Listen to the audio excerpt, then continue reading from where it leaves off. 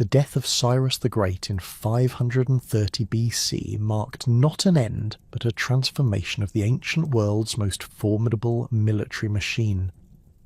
His son Cambyses II inherited an empire that stretched from the snow-capped peaks of the Hindu Kush to the wine-dark waters of the Aegean, encompassing territories that had never before been unified under a single ruler.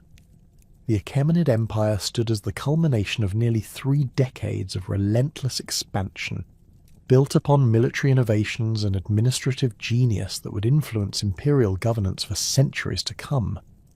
Cyrus had revolutionized warfare through his integration of diverse military traditions from conquered peoples. The core of his army consisted of Persian and Median heavy infantry, their bronze-scaled armour glinting in formation as they advanced behind large rectangular shields called sparabara.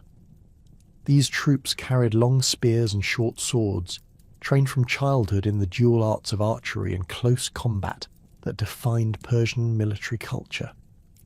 But Cyrus understood that empire required more than Persian valour alone. He systematically incorporated the military strengths of each conquered nation, creating a composite force that combined Lydian cavalry techniques, Babylonian siege engineering, and Scythian mounted archery tactics. The administrative framework Cyrus established proved equally revolutionary. Rather than attempting to impose Persian culture wholesale across his vast territories, he created the satrap system, a network of provincial governors who maintained local customs while ensuring imperial loyalty and tribute collection. Each satrap commanded regional forces drawn from local populations, creating a military structure that could respond rapidly to threats across the empire's enormous frontiers. This system allowed for the maintenance of standing armies in distant provinces without depleting the Persian heartland's manpower, a logistical achievement that no previous empire had managed on such a scale. When Cambyses II ascended to the throne in 530 BC, he inherited not merely territory but a functioning imperial apparatus, capable of projecting power across 3 continents. The empire's eastern boundaries extended to the Indus River, where Persian garrisons maintained watch over the wealthy trade routes connecting Central Asia to the Indian subcontinent. In the north, Persian influence reached deep into Scythian territories beyond the Oxus River, while westward expansion had brought the Lydian kingdom and its rich gold deposits under imperial control. The recent conquest of Babylon had added Mesopotamia's agricultural wealth and urban sophistication to Persian resources, creating an economic foundation capable of supporting military operations on multiple fronts simultaneously. Yet one major power remained unconquered, and its independence represented both a strategic vulnerability and an irresistible opportunity. Egypt, under the 26th dynasty pharaoh Amasis II, controlled the Nile Delta's agricultural abundance and commanded crucial trade routes connecting Africa to the Mediterranean world. More significantly, Egypt's continued independence provided a potential rallying point for anti-Persian resistance throughout the eastern Mediterranean. Greek city-states, already nervous about Persian expansion into Anatolia, could look to Egypt as proof that Persian power had limits. Phoenician cities, despite their general accommodation with Persian rule, maintained commercial and cultural ties to Egypt that complicated their loyalty to the empire. The strategic calculus facing Cambyses was clear. Egypt's geographic position at the nexus of Africa, Asia, and the Mediterranean made its conquest essential for consolidating Persian control over the region's trade networks. The Nile Delta's grain production could feed Persian armies operating in the western reaches of the empire, while Egypt's gold mines would provide the financial resources necessary for further expansion. Perhaps most importantly, Egyptian conquest would eliminate the last independent power capable of challenging Persian hegemony in the eastern Mediterranean, removing a potential source of support for rebellious satraps or ambitious Greek coalitions. The Persian military machine that Cambyses commanded represented the most sophisticated fighting force of its era.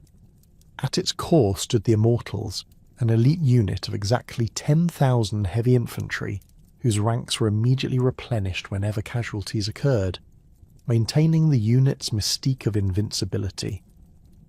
These warriors wore distinctive uniforms consisting of long robes beneath scale armour, their shields bearing the winged symbol of Ahura Mazda. Each immortal carried a short spear with a golden pomegranate counterweight, a composite bow capable of accurate shooting at ranges exceeding 300 metres, and an iron Akinakis sword designed for close combat. Their training emphasised both individual skill and unit cohesion, with elaborate drill formations that allowed rapid transition between archery volleys and spear charges. The Immortals' effectiveness derived not merely from their equipment and training, but from their role as the Empire's military elite. Recruitment came primarily from Persian and Median nobility, creating a unit whose members shared cultural values and personal connections that enhanced battlefield cooperation. Their commanders, drawn from the highest ranks of Persian aristocracy, possessed both military expertise and political authority that allowed for rapid decision-making during combat. The unit's organisation into 10 regiments of 1,000 men each provided tactical flexibility, while maintaining the symbolic importance of the 10,000-man total that had become central to Persian military identity. Beyond the Immortals, Persian military organisation relied heavily on satrap levies that brought the empire's diverse populations into imperial service. Each satrap was required to maintain specified numbers of troops equipped according to their regional traditions, but trained in Persian tactical doctrines. Lydian cavalry units provided heavy shock troops capable of breaking enemy formations, their horses bred from the finest bloodlines, and their riders armoured in bronze scales that covered both man and mount. Scythian horse archers offered unmatched mobility, capable of harassment tactics that could disrupt enemy formations before Persian heavy infantry engaged in decisive combat. The integration of auxiliary forces represented one of Cyrus's most significant military innovations, continued and refined under Cambyses. Rather than viewing conquered peoples as potential sources of rebellion, Persian military doctrine treated them as valuable additions to imperial capability. Babylonian engineers brought sophisticated siege techniques, including the construction of massive earthwork ramps and the operation of torsion artillery that could breach the strongest fortifications. Phoenician naval expertise provided the empire with a maritime capability that complemented its land-based power, enabling amphibious operations and the projection of force across water barriers that had previously limited Persian expansion. The empire's logistical capabilities matched its tactical sophistication. The royal road system, extending from Sardis to Susa, enabled rapid communication and troop movement across vast distances. Relay stations provided fresh horses for imperial messengers, while supply depots maintained stockpiles of weapons, armour, and provisions for military units operating far from their home territories. This infrastructure allowed Persian armies to maintain operational tempo during extended campaigns, a crucial advantage when facing enemies who expected Persian forces to weaken over time due to supply difficulties. Persian siege warfare had evolved considerably since Cyrus's early campaigns against fortified cities in Anatolia. The incorporation of Assyrian and Babylonian engineering knowledge had produced siege trains capable of reducing the strongest fortifications. Through a combination of undermining, artillery bombardment, and direct assault, Persian engineers could construct massive siege towers that overtopped enemy walls, while specialised units operated battering rams protected by mobile shelters that approached gates under covering fire from archers positioned on surrounding earthworks.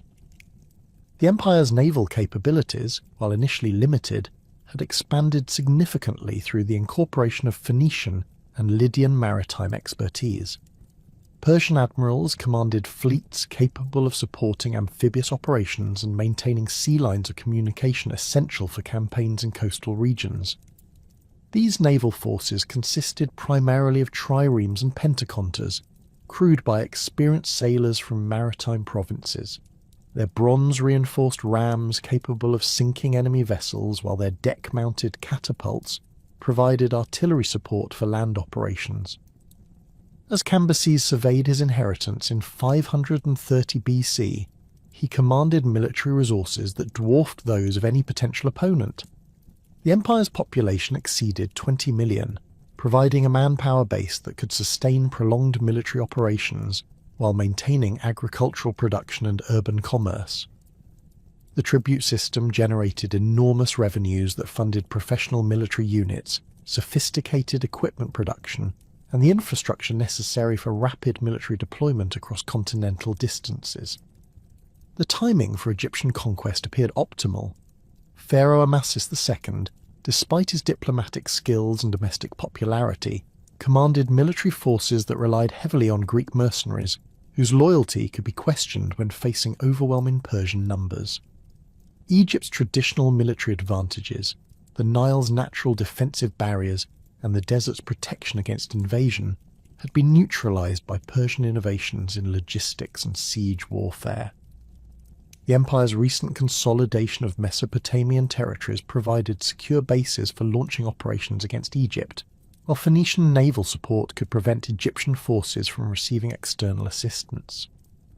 The Persian Empire in 530 BC represented the culmination of military and administrative evolution that had transformed warfare and governance throughout the ancient world.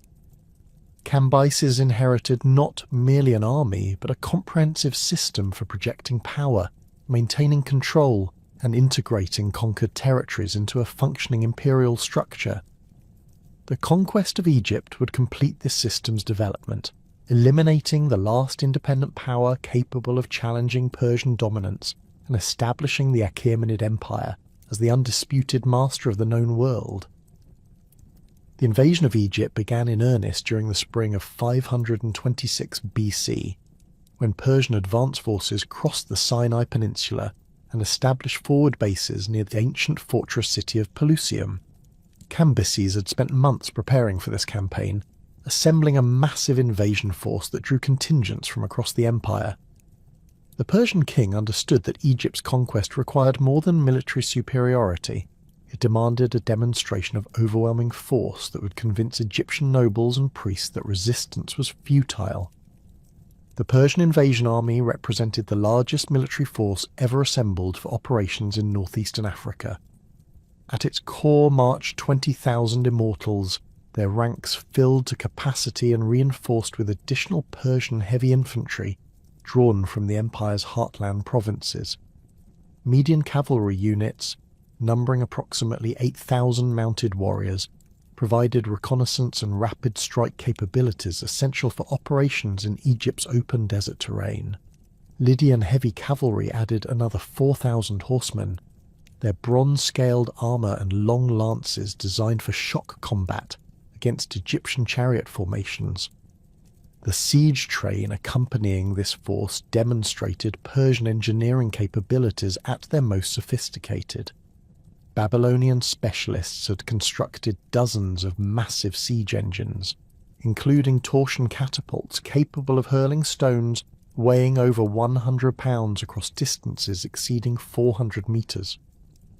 Mobile siege towers, each standing nearly 30 feet in height, could be assembled rapidly to overtop Egyptian fortification walls. Most importantly, Persian engineers had developed specialized equipment for operations in sandy terrain, including broad-wheeled carts that could transport heavy artillery across desert surfaces that would bog down conventional vehicles. Cambyses had also secured crucial naval support from Phoenician cities, whose fleets provided both logistical assistance and the ability to outflank Egyptian defensive positions along the Mediterranean coast. Approximately 150 vessels, ranging from swift pentaconters to heavy triremes, accompanied the land forces as they advanced toward the Nile Delta.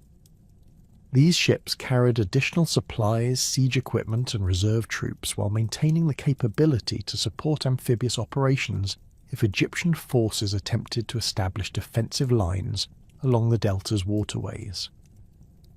The strategic situation facing Pharaoh Psamtik III was increasingly desperate as Persian forces approached Egyptian territory. The young pharaoh, who had inherited the throne from Cambyses II only months earlier, commanded military resources that were formidable by regional standards, but inadequate against the Persian juggernaut. Egyptian forces consisted primarily of native infantry equipped with bronze weapons and leather armour, supported by Nubian archers whose composite bows provided long-range striking power. Greek mercenaries numbering approximately 12,000 hoplites formed the army's elite corps, their bronze panoply and disciplined phalanx tactics representing Egypt's most effective military capability. Egyptian military doctrine relied heavily on defensive strategies that exploited the Nile Delta's natural advantages. The region's numerous waterways created natural barriers that could channel attacking forces into predetermined killing zones, while fortified positions at key crossing points provided bases for counterattacks against extended enemy columns. Egyptian engineers had spent decades improving these defences, constructing earthwork fortifications that complemented natural obstacles and establishing supply depots that could sustain prolonged defensive operations. The fortress city of Pelusium occupied the most crucial position in Egypt's defensive system. Located at the easternmost mouth of the Nile, this heavily fortified settlement controlled the primary invasion route from Asia into the Delta region. Its massive walls, constructed from locally quarried limestone blocks and reinforced with bronze fittings, rose nearly 40 feet above the surrounding terrain. The fortress contained extensive barracks facilities, weapon storage areas, and granaries capable of supporting a garrison of 8,000 troops during extended siege operations. Psamtik III had concentrated his best forces at Pelusium, recognizing that the fortress's fall would open the entire delta to Persian penetration. The garrison included 6,000 Greek mercenaries under the command of experienced Spartan officers, supported by elite Egyptian units and Nubian archer companies whose accuracy with composite bows had proven effective against Persian cavalry in preliminary skirmishes. The fortress's defensive preparations included the construction of additional earthworks outside the main walls, creating multiple defensive lines that would force attacking forces to overcome successive obstacles under constant missile fire. The Persian assault on Pelusium began in late May 525 BC, following several weeks of preliminary operations that cleared Egyptian outposts from the surrounding region. Cambyses personally directed the siege, establishing his command position on elevated ground approximately 2 miles east of the fortress walls.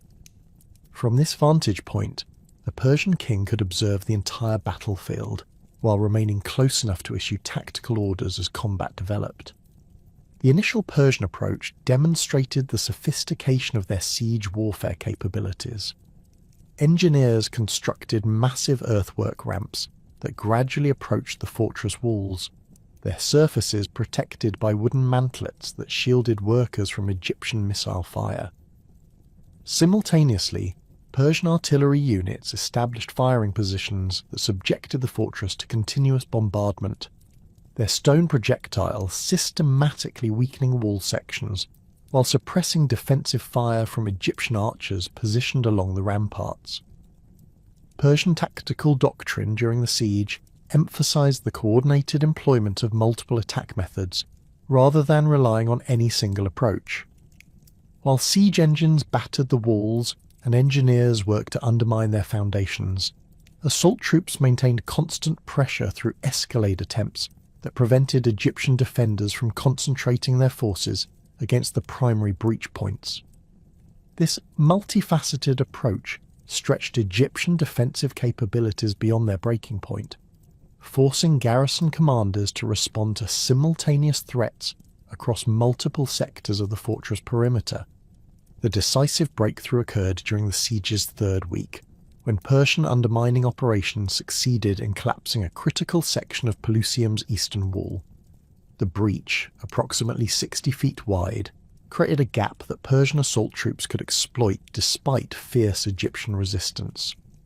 Immortal units, supported by Median cavalry that had dismounted for urban combat, poured through the opening while Persian archers provided covering fire from elevated positions on the siege ramps. The fighting within Plusium's walls demonstrated the brutal efficiency of Persian urban combat techniques. Immortal infantry, trained extensively in close-quarters fighting, systematically cleared Egyptian defensive positions using coordinated attacks that combined archery volleys with spear charges. Their bronze-scaled armour provided excellent protection against Egyptian bronze weapons, while their superior numbers allowed them to overwhelm isolated pockets of resistance through sheer attrition. Greek mercenary units within the garrison fought with desperate courage, their disciplined phalanx formations initially slowing Persian advances through the fortress's narrow streets.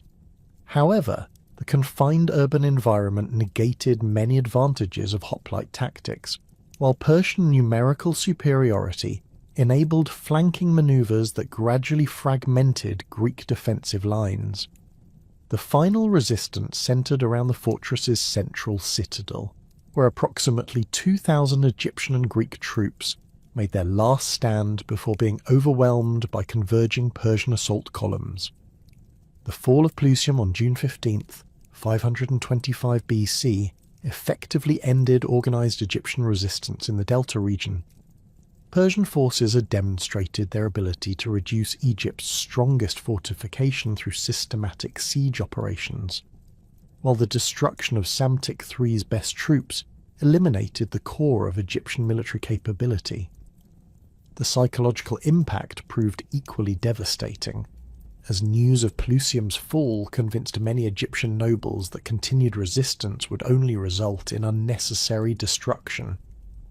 Cambyses immediately exploited his victory by launching rapid advances toward Memphis, Egypt's ancient capital and the symbolic heart of pharaonic power.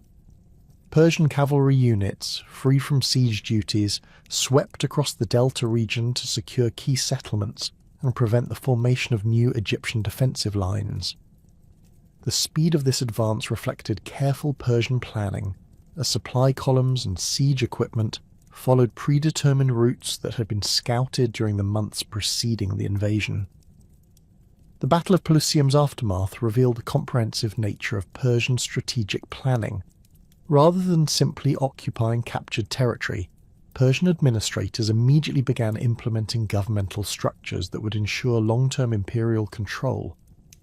Local Egyptian officials who demonstrated willingness to cooperate with Persian authority were retained in their positions, while Persian governors assumed oversight responsibilities for taxation, military recruitment, and judicial administration.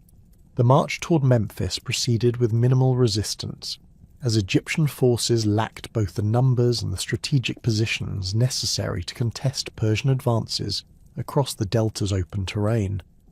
Psamtik III attempted to organise defensive lines along the Nile's western branches, but Persian engineering capabilities enabled rapid construction of pontoon bridges that outflanked these positions. The pharaoh's remaining forces, demoralised by their defeat at Pelusium and facing overwhelming Persian numbers, gradually disintegrated as individual units surrendered or simply abandoned their positions. The final confrontation occurred outside Memphis in July 525 BC, when Psamtik III made a desperate attempt to defend his capital with the remnants of his army. The battle proved brief and decisive, as Persian cavalry charges shattered Egyptian formations that lacked adequate protection against mounted attacks. The pharaoh himself was captured during the fighting, effectively ending the 26th dynasty and completing Persian conquest of Lower Egypt.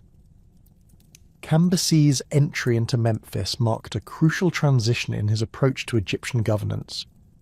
Rather than treating Egypt simply as a conquered territory, the Persian king began adopting pharaonic symbols and rituals that would legitimize his rule in Egyptian eyes. This strategic decision reflected Persian administrative doctrine, which emphasized the maintenance of local governmental traditions as a means of ensuring stable imperial control. The coronation ceremony that followed demonstrated Cambyses' sophisticated understanding of Egyptian political culture. conducted according to ancient pharaonic traditions in Memphis's Great Temple Complex. The ritual involved Persian adoption of traditional Egyptian royal titles and symbols. Cambyses assumed the double crown of Upper and Lower Egypt, received the crook and flail of pharaonic authority, and participated in religious ceremonies that confirmed his divine mandate according to Egyptian theological concepts. This coronation established the 27th dynasty of Egypt, marking the beginning of Persian rule that would extend for over a century. Unlike previous foreign conquerors who had attempted to impose their own governmental systems, Cambyses maintained Egyptian administrative structures while integrating them into the broader Persian imperial framework. Egyptian priests retained their traditional roles. Local courts continued to operate according to established legal precedents, and the complex bureaucratic apparatus that managed Nile flood cycles and agricultural production remained largely unchanged. The consolidation of Persian control throughout Egypt required extensive military and administrative reforms that reflected the territory's unique characteristics. Unlike other Persian provinces, Egypt's geography created natural defensive advantages that could potentially support rebellious movements if not properly controlled.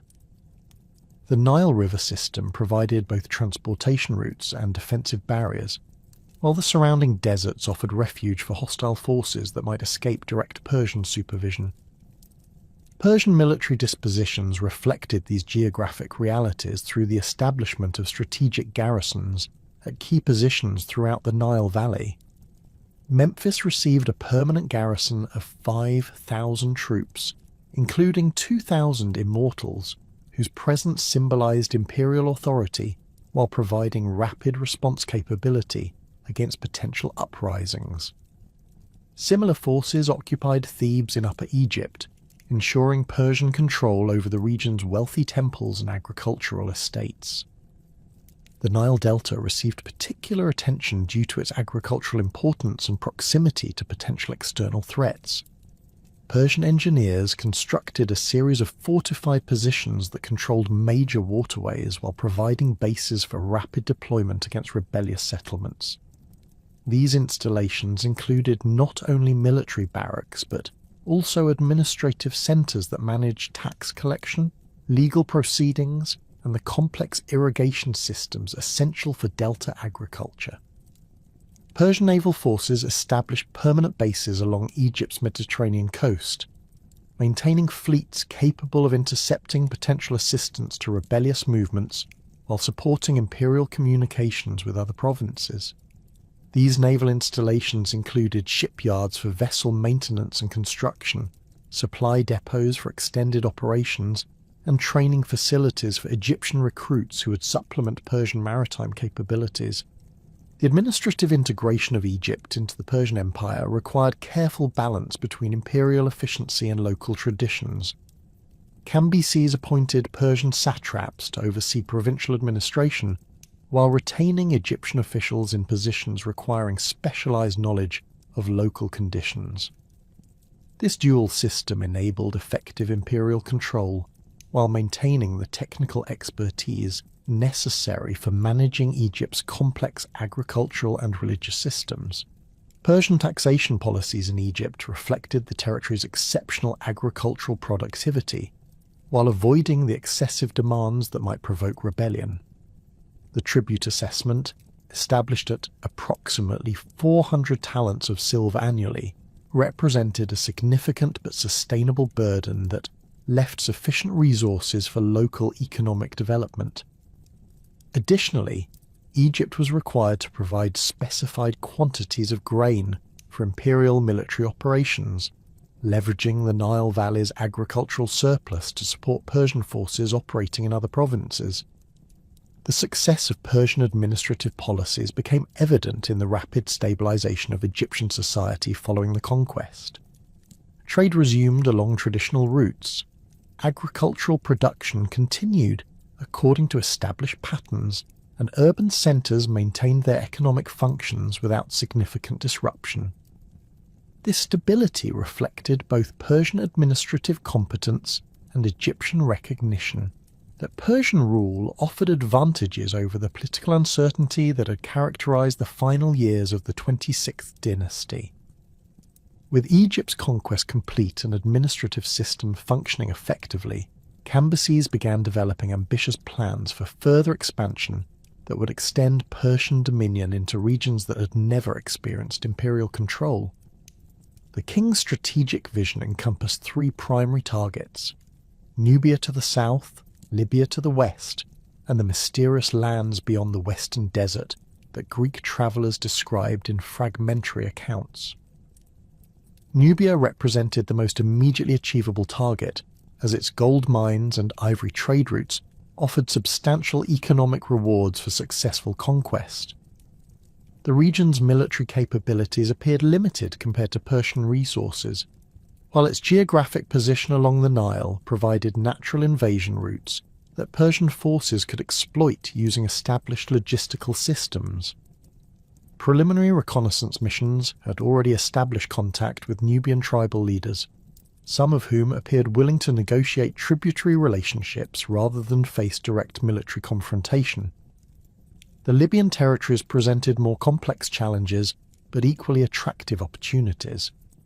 Greek settlements along the Mediterranean coast controlled valuable trade networks that connected North Africa to the broader Mediterranean economy, while the interior regions contained agricultural areas that could supplement Egyptian grain production. However, Libya's tribal structure and desert environment would require military and administrative approaches significantly different from those employed in Egypt's conquest. The most ambitious element of Cambyses' expansion plans involved expeditions into the western desert regions that lay beyond direct Persian knowledge. These territories, described in Greek accounts as containing wealthy cities and exotic peoples, represented the ultimate test of Persian military and logistical capabilities. Success in such distant operations would demonstrate imperial power on an unprecedented scale, while potentially opening entirely new regions to Persian exploitation.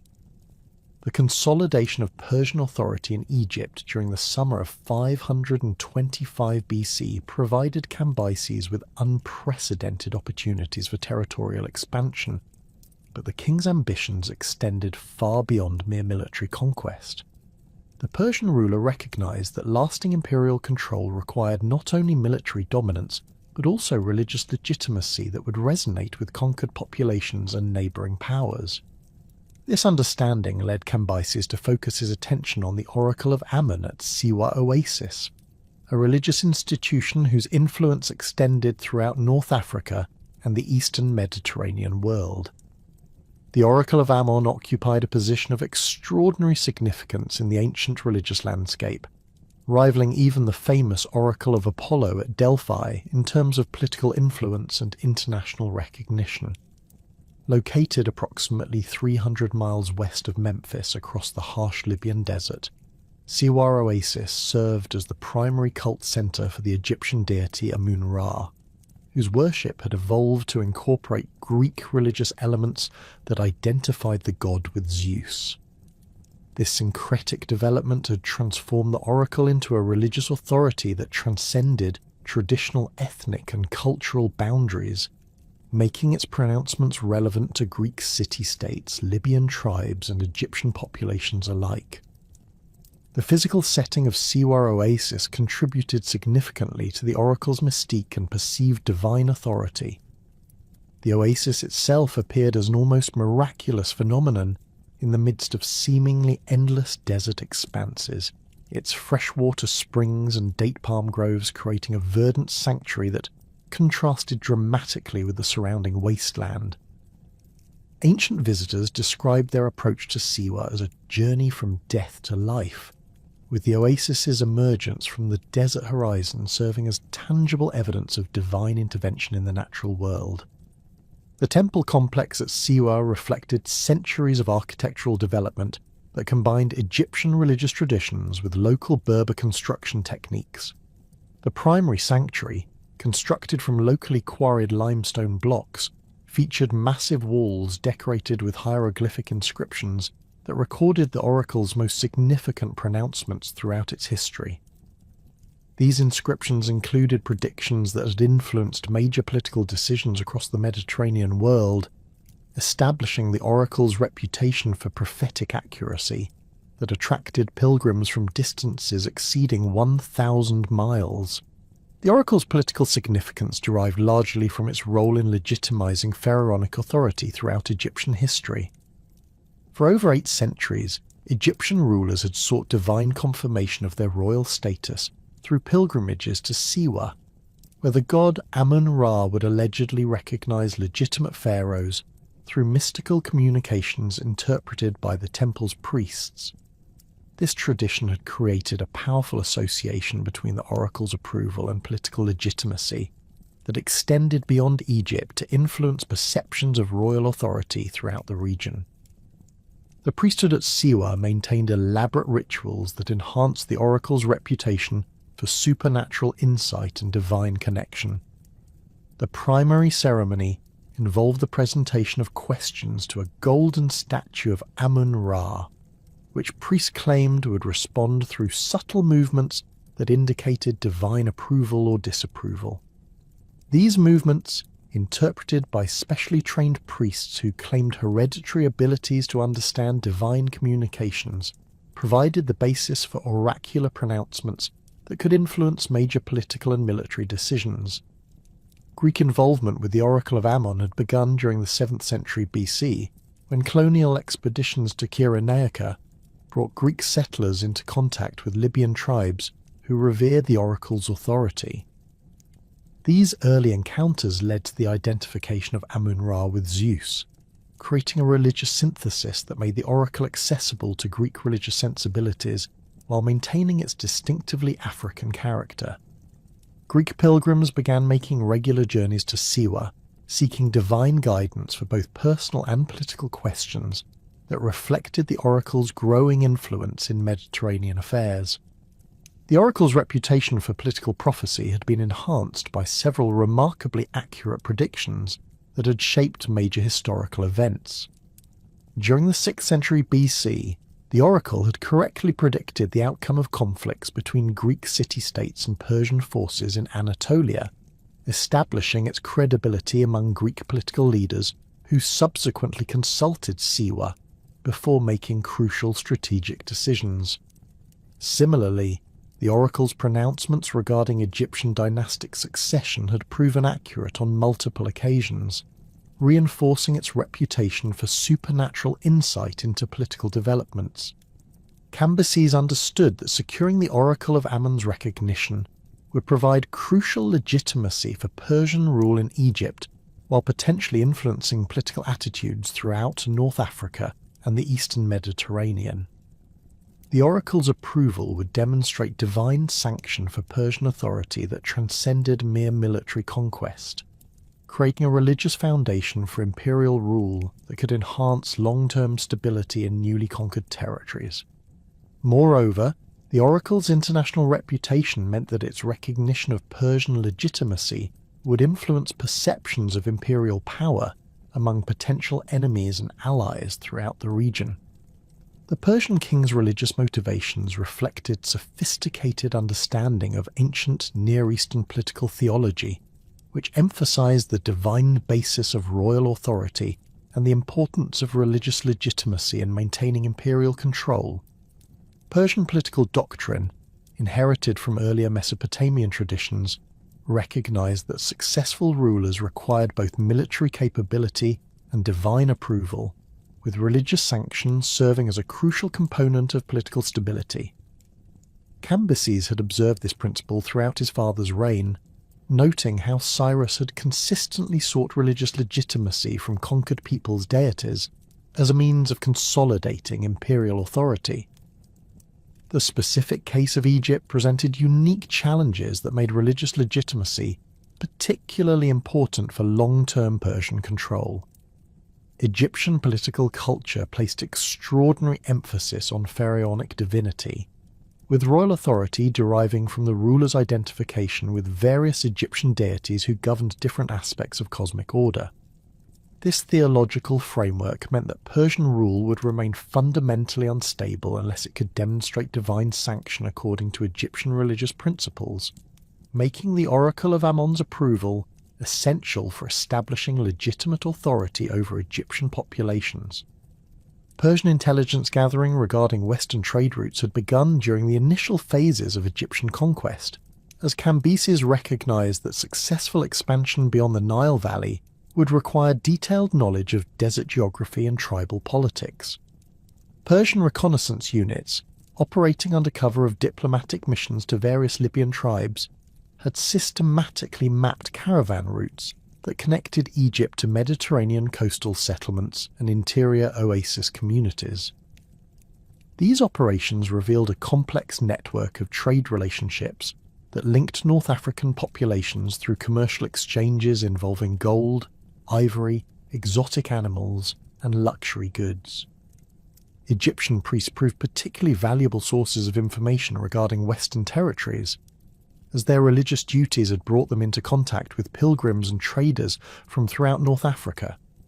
Temple records at Memphis and Thebes contain detailed accounts of caravan routes to Siwa Oasis, including information about water sources, seasonal weather patterns, and tribal territories that travellers would encounter during desert crossings. These records also included descriptions of settlements beyond Siwa, providing Persian planners with preliminary intelligence about potential targets for future military operations.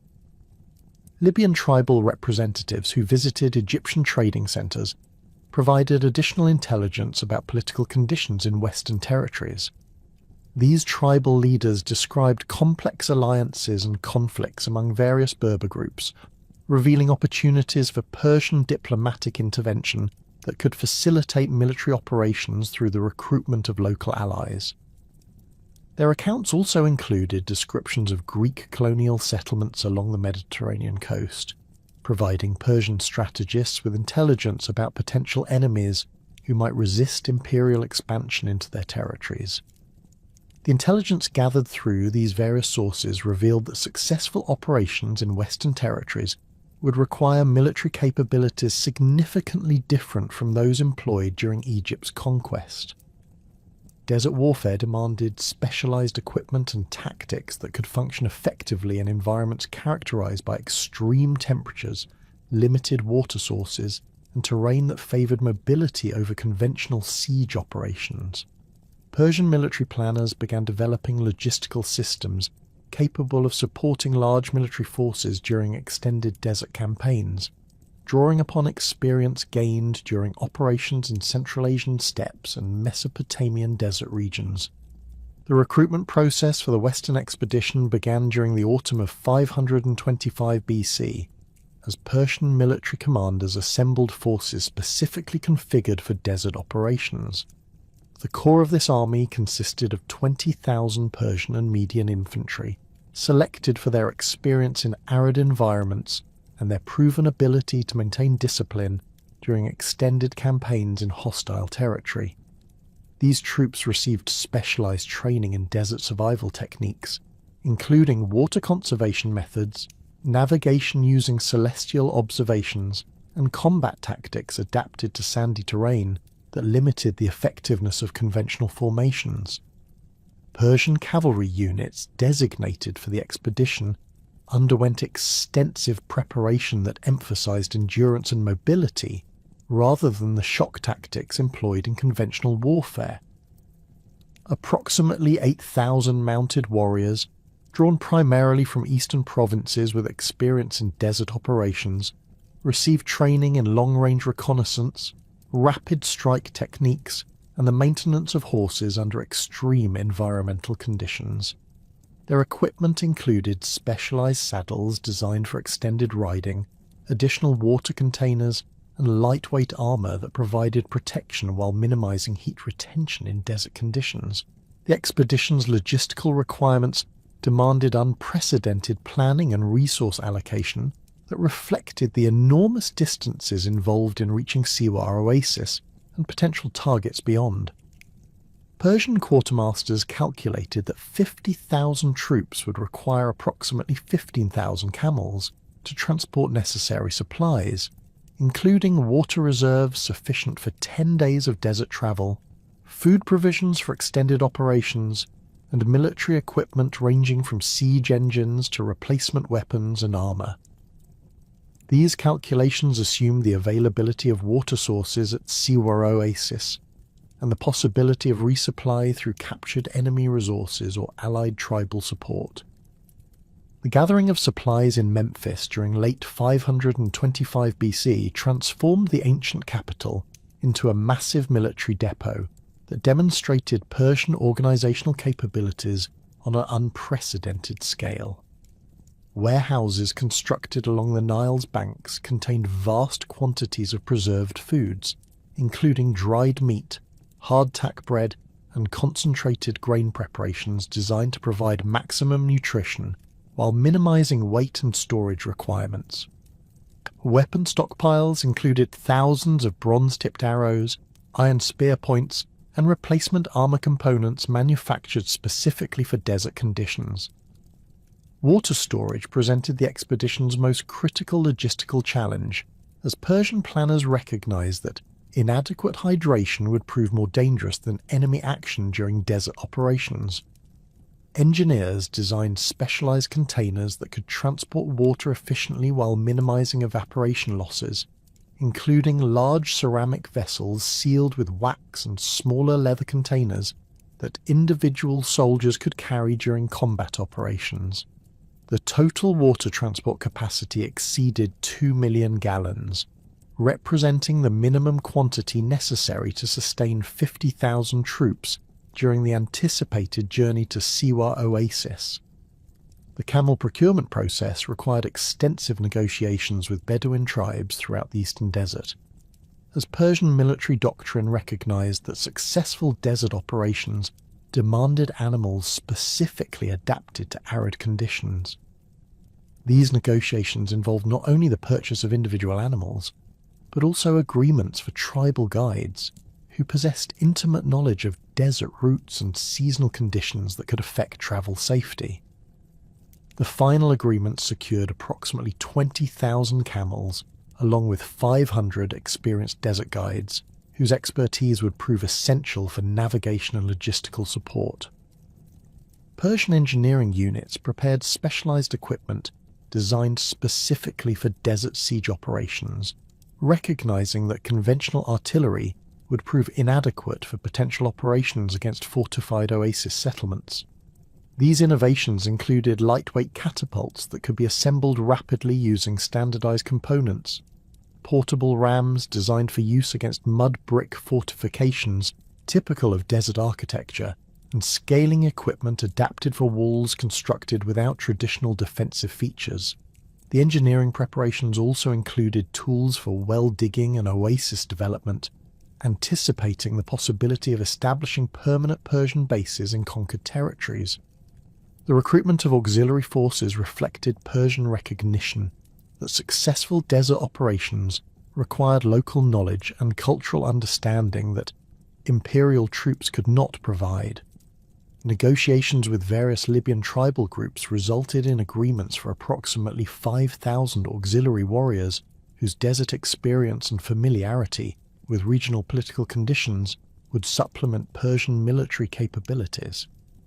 These auxiliary units retained their traditional weapons and tactics while accepting Persian command authority and logistical support. The expedition's medical preparations addressed health challenges specific to desert environments, including treatments for heat exhaustion, dehydration, and various diseases associated with extreme climate conditions. Persian military physicians, drawing upon medical knowledge accumulated throughout the empire, developed treatment protocols and preventive measures designed to maintain troop effectiveness during extended desert operations. Medical supplies included specialized medications, surgical instruments adapted for field conditions, and equipment for treating injuries specific to desert warfare. The final phases of preparation during early 524 BC involved intensive training exercises that simulated desert conditions and tested the expedition's logistical systems under controlled circumstances. These exercises revealed numerous deficiencies in equipment and procedures that Persian commanders corrected before beginning actual operations, demonstrating the sophisticated approach to military planning that characterized Persian strategic doctrine. The training also provided opportunities for Persian and auxiliary forces to develop the cooperation and communication essential for effective combined operations in hostile territory. The massive military force that Cambyses assembled for the Western expedition represented the most diverse and specialized army in Persian history, drawing upon the empire's vast territorial expanse and accumulated military expertise from decades of conquest. At the expedition's core marched 25,000 immortals. Their ranks swelled beyond the traditional 10,000 to accommodate the anticipated challenges of desert warfare and the need for overwhelming force against unknown enemies. These elite troops had been carefully selected from Persian and Median nobility, with priority given to veterans of previous desert campaigns in Central Asia and the eastern satrapies where similar environmental conditions had tested imperial forces. The immortals designated for the Western expedition carried modified equipment specifically adapted for extended operations in arid conditions.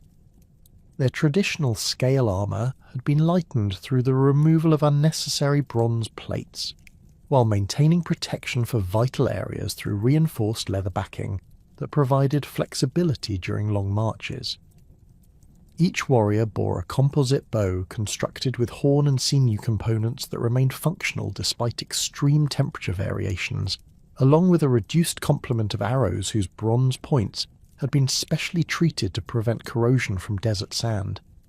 Their distinctive spears retained the golden pomegranate counterweights, but featured shortened shafts that reduced weight without compromising effectiveness in close combat. The expedition's cavalry component reflected careful consideration of the tactical requirements imposed by desert terrain and the need for rapid reconnaissance across vast distances. 15,000 mounted warriors, drawn primarily from Median and Scythian satrapies, brought expertise in mobile warfare that would prove essential for operations in territories where conventional infantry formations might prove inadequate. These horsemen rode specially selected animals bred for endurance rather than size, with each mount capable of carrying a fully equipped warrior across 50 miles of desert terrain without requiring water sources beyond what could be transported in leather containers.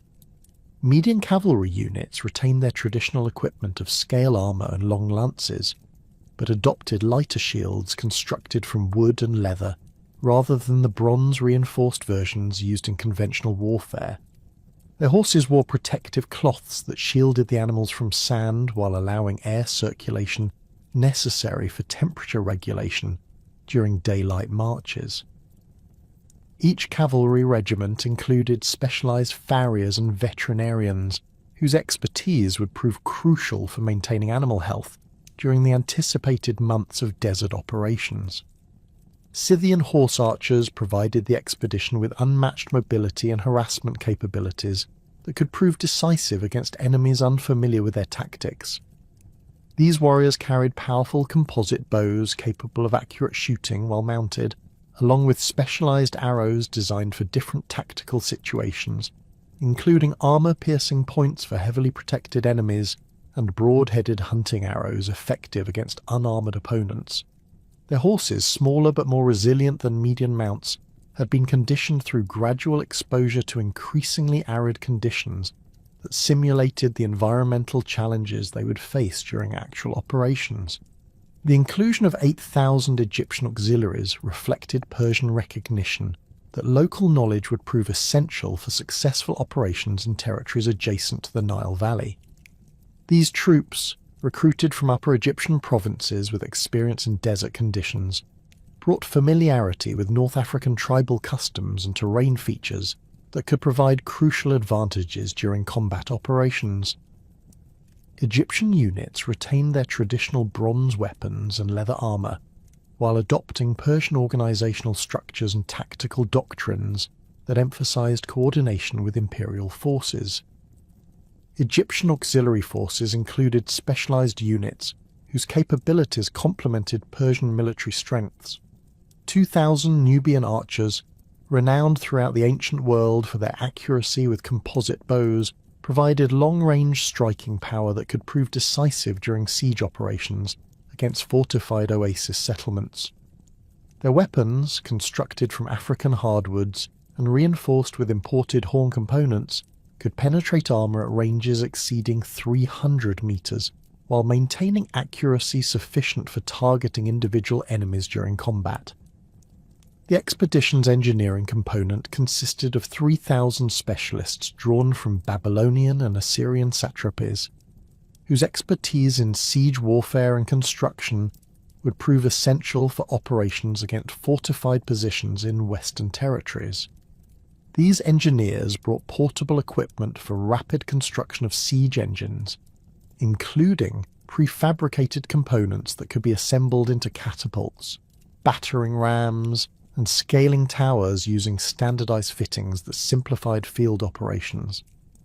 Their tools included specialized implements for well digging and water source development, anticipating the possibility of establishing permanent Persian bases and conquered oasis settlements.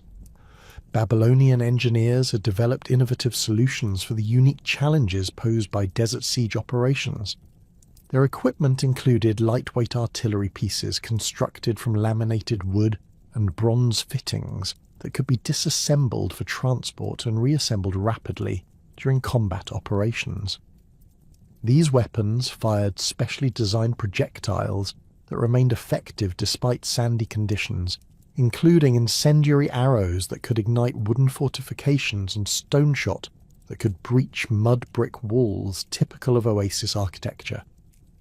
The logistical support structure for this massive force required unprecedented planning and resource allocation that demonstrated Persian administrative capabilities at their most sophisticated. Quartermaster units, numbering 2,000 specialists, managed supply chains that extended from Memphis to forward operating positions hundreds of miles into the western desert. Their responsibilities included not only the distribution of food and water, but also the maintenance of equipment, the care of animals, and the establishment of communication lines that would enable coordination with imperial headquarters in Egypt. The expedition's camel train represented the largest such force ever assembled for military operations, consisting of 30,000 animals whose carrying capacity enabled the transport of supplies sufficient for extended operations in territories where resupply would prove impossible. Each camel carried approximately 400 pounds of equipment and provisions, including water containers that provided the expedition's primary hedge against the deadly threat of dehydration during desert crossings. The animals had been selected through careful evaluation of their endurance capabilities, with priority given to mature animals with proven records of performance under extreme conditions. Bedouin guides, numbering 800 experienced desert travelers, provided essential expertise in navigation and survival techniques that Persian forces could not acquire through conventional military training. These guides brought intimate knowledge of seasonal weather patterns, water source locations, and tribal territorial boundaries that could mean the difference between successful operations and catastrophic failure in hostile desert environments. Their services had been secured through extensive negotiations that involved not only monetary payments, but also guarantees of favourable treatment for their tribal affiliations following successful Persian conquest of Western territories. The water supply system developed for the expedition represented a triumph of Persian engineering and logistical planning that addressed the most critical challenge facing any military force operating in arid conditions. Engineers had calculated that 50,000 troops and 30,000 animals would require approximately 40,000 gallons of water daily, necessitating transport capacity that could sustain the force for at least 10 days of travel between reliable water sources. This requirement resulted in the construction of specialized containers that maximize storage capacity while minimizing weight and evaporation losses. Persian engineers designed ceramic vessels sealed with specially prepared wax that could preserve water quality during extended transport, while protecting contents from contamination by sand and dust. These containers, manufactured in standardized sizes that facilitated loading and distribution, could be nested efficiently during transport while providing easy access for rationing during actual consumption. Smaller leather containers enabled individual soldiers to carry personal water supplies during combat operations, with capacity sufficient for one day's requirements under normal conditions. Food preservation techniques employed for the expedition drew upon Persian experience in supplying armies across the empire's vast distances, adapted specifically for the extreme conditions anticipated during desert operations. Preserved meats included dried beef and mutton treated with salt and spices that prevented spoilage, while providing concentrated nutrition essential for maintaining troop strength during physically demanding marches. Grain preparations included hard-tack bread baked in specially constructed ovens that removed moisture content to levels that prevented mold growth during extended storage. The expedition's medical support reflected Persian recognition that environmental hazards might prove more dangerous than enemy action during desert operations. Military physicians, trained in treatment protocols developed through experience in various imperial provinces, brought specialized knowledge of heat-related illnesses, dehydration effects, and diseases associated with extreme climate conditions. Their equipment included medications derived from plants native to arid regions, surgical instruments adapted for field conditions, and protective gear designed to shield medical personnel from environmental hazards while treating wounded troops. The command structure established for the Western expedition reflected traditional Persian military hierarchy, while accommodating the unique requirements imposed by operations in unfamiliar territory. Cambyses retained overall command authority, but delegated tactical responsibility to experienced generals whose expertise in desert warfare and siege operations would prove essential for mission success. The primary field commander, Artaphernes, brought extensive experience from campaigns in Central Asian steppes, where similar environmental challenges had tested Persian military capabilities. Subordinate commanders included specialists in various aspects of desert operations, from cavalry tactics to siege warfare to logistical management. Each major unit retained its traditional Persian command structure while accepting coordination requirements imposed by the expedition's overall objectives and the need for unified action during critical operations.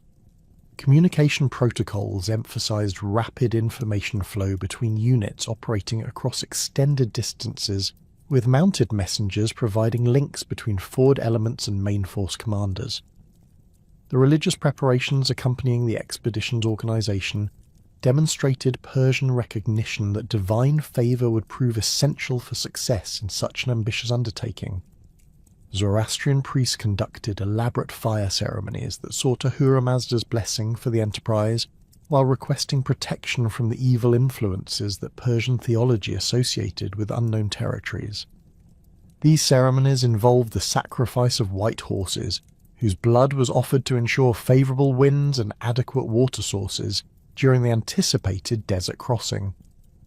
Egyptian religious elements were incorporated into the expedition's spiritual preparations through ceremonies conducted by native priests, whose participation demonstrated Persian respect for local traditions while seeking divine support from Egyptian deities familiar with Western territories. These rituals included offerings to Thoth, the god of wisdom and navigation, whose guidance would prove essential for successful desert travel, and to Ptah, the crater deity whose protection could shield Persian forces from the hostile influences that Egyptian theology associated with the Western desert. The final equipment inspections conducted during the expedition's assembly revealed the extraordinary attention to detail that characterized Persian military preparation. Each soldier's gear underwent systematic examination that verified the condition of weapons, armor, and personal equipment while ensuring compliance with standards established for desert operations. These inspections included testing of composite bows under simulated temperature conditions, verification of armor flexibility and protection levels, and evaluation of personal water containers for leaks or structural weaknesses that could prove fatal during actual operations. The expedition's departure from Memphis in early 524 BC marked the culmination of months of preparation that had transformed the ancient capital into the largest military staging area in Persian history. The assembled force represented not merely an army, but a comprehensive logistical system capable of sustaining complex operations across vast distances in hostile territory. As the massive column began its westward march towards Siwa Oasis and the unknown territories beyond, it carried with it the accumulated military expertise of the Persian Empire and the ambitious vision of a king determined to extend imperial dominion into regions that had never experienced the discipline of organized conquest. The massive Persian column that departed Memphis on March 15th, 524 BC, stretched across nearly 12 miles of desert terrain, its bronze-scaled armour glinting in the harsh morning sun as 50,000 troops began their westward march toward the oracle of Ammon at Siwa Oasis. The vanguard consisted of 2,000 Scythian horse archers whose mobility and desert experience made them ideal for reconnaissance duties in the unknown territories ahead. These mounted warriors rode in loose formations that could adapt quickly to changing terrain conditions, their composite bows strung and ready for immediate action against any hostile forces that might contest the Persian advance. Behind the cavalry screen marched the main body of Persian infantry, organised in columns that maximised efficiency while maintaining tactical flexibility. The Immortals formed the expedition's backbone, their disciplined ranks maintaining precise spacing despite the challenging terrain that alternated between rocky outcroppings and soft sand that made footing treacherous for heavily laden troops. Each warrior carried approximately 60 pounds of equipment, including weapons, armour, personal water supplies and rations for 3 days of independent operations. The bronze scales of their armour had been treated with oil to prevent corrosion from the abrasive desert sand, while their shields bore leather covers that protected the bronze surfaces from the constant wind-blown particles that could damage equipment during extended exposure. The Persian engineers had calculated the optimal route based on intelligence gathered from Egyptian priests and Bedouin guides, following ancient caravan paths that connected Memphis to the Baharia Oasis, approximately 120 miles to the southwest. These established routes offered the advantage of known water sources at regular intervals, though Persian planners recognized that the expedition's massive size would strain these resources beyond their normal capacity. The initial segment of the journey followed the Nile's west bank for 30 miles before turning directly westward into the desert proper, where the army would face its first serious test of desert survival capabilities. The camel train that accompanied the main force represented a logistical achievement unprecedented in ancient military history. 30,000 animals, organised in groups of 100 under experienced Bedouin handlers, carried the water and provisions essential for the expedition's survival in the waterless expanses ahead. Each camel bore 4 large ceramic water vessels, along with dried foods, replacement equipment, and specialised gear for desert operations. The animals moved in single file along paths that their handlers claimed had been used for centuries by traders carrying goods between the Nile Valley and the western oases, though none of the guides had ever seen such a massive force attempt this crossing. Navigation presented immediate challenges that tested Persian military competence in unfamiliar conditions. The desert landscape lacked the prominent landmarks that characterized other regions where Persian forces had operated, with subtle variations in sand color and rock formations, providing the only reference points for maintaining proper direction. Babylonian astronomers attached to the expedition used bronze instruments to track celestial positions, but their calculations required clear skies that were often obscured by dust storms that could last for hours. Egyptian guides proved invaluable during these conditions, Using techniques passed down through generations of desert travel that relied on wind patterns and sand formations invisible to Persian observers. The first major equipment failures occurred during the march's second day, when several of the larger siege engines suffered structural damage from the constant vibration and stress of transport across uneven terrain. The wheels of 2 catapults cracked under the combined weight of their bronze components and the additional stress imposed by soft sand that required extra effort from the oxen pulling them. Persian engineers worked through the night to repair the damage using spare components, but the incident highlighted the vulnerability of heavy equipment to desert conditions that differed significantly from the solid ground where these weapons had been designed to operate. Water consumption exceeded initial projections almost immediately, as the Persian planners had underestimated the physiological demands imposed by desert conditions on troops accustomed to more temperate climates. Soldiers from the empire's northern provinces, particularly Median cavalry units recruited from mountainous regions, suffered disproportionately from heat exhaustion that required increased water rations to prevent serious medical emergencies. The expedition's physicians reported treating dozens of cases of heat-related illness during the first week, forcing commanders to reduce daily marching distances and implement more frequent rest periods that delayed progress toward the first major waypoint at Baharia Oasis. The psychological impact of the desert environment proved as challenging as the physical demands, particularly for Persian troops whose previous military experience had been gained in the fertile valleys and well-watered plains of the empire's heartland. The seemingly endless expanse of sand and rock created a sense of isolation that affected unit morale, while the absence of familiar vegetation and wildlife reinforced the impression that the army was venturing into a realm fundamentally hostile to human life. Veterans of Central Asian campaigns adapted more readily to these conditions, but they represented only a minority of the total force. Persian discipline maintained unit cohesion despite these psychological pressures, but the strain became evident in increased incidents of minor insubordination and equipment neglect that required intervention from unit commanders. The traditional Persian military structure, based on personal relationships between officers and their subordinates, proved effective in maintaining order, but the stress of desert conditions tested these bonds in ways that conventional warfare had not. Company commanders implemented additional inspections and increased supervision to ensure that equipment maintenance and water conservation protocols were followed strictly. The first contact with indigenous populations occurred on the march's 7th day, when Scythian scouts encountered a small group of Libyan nomads whose tribal affiliation remained unclear to Persian interpreters.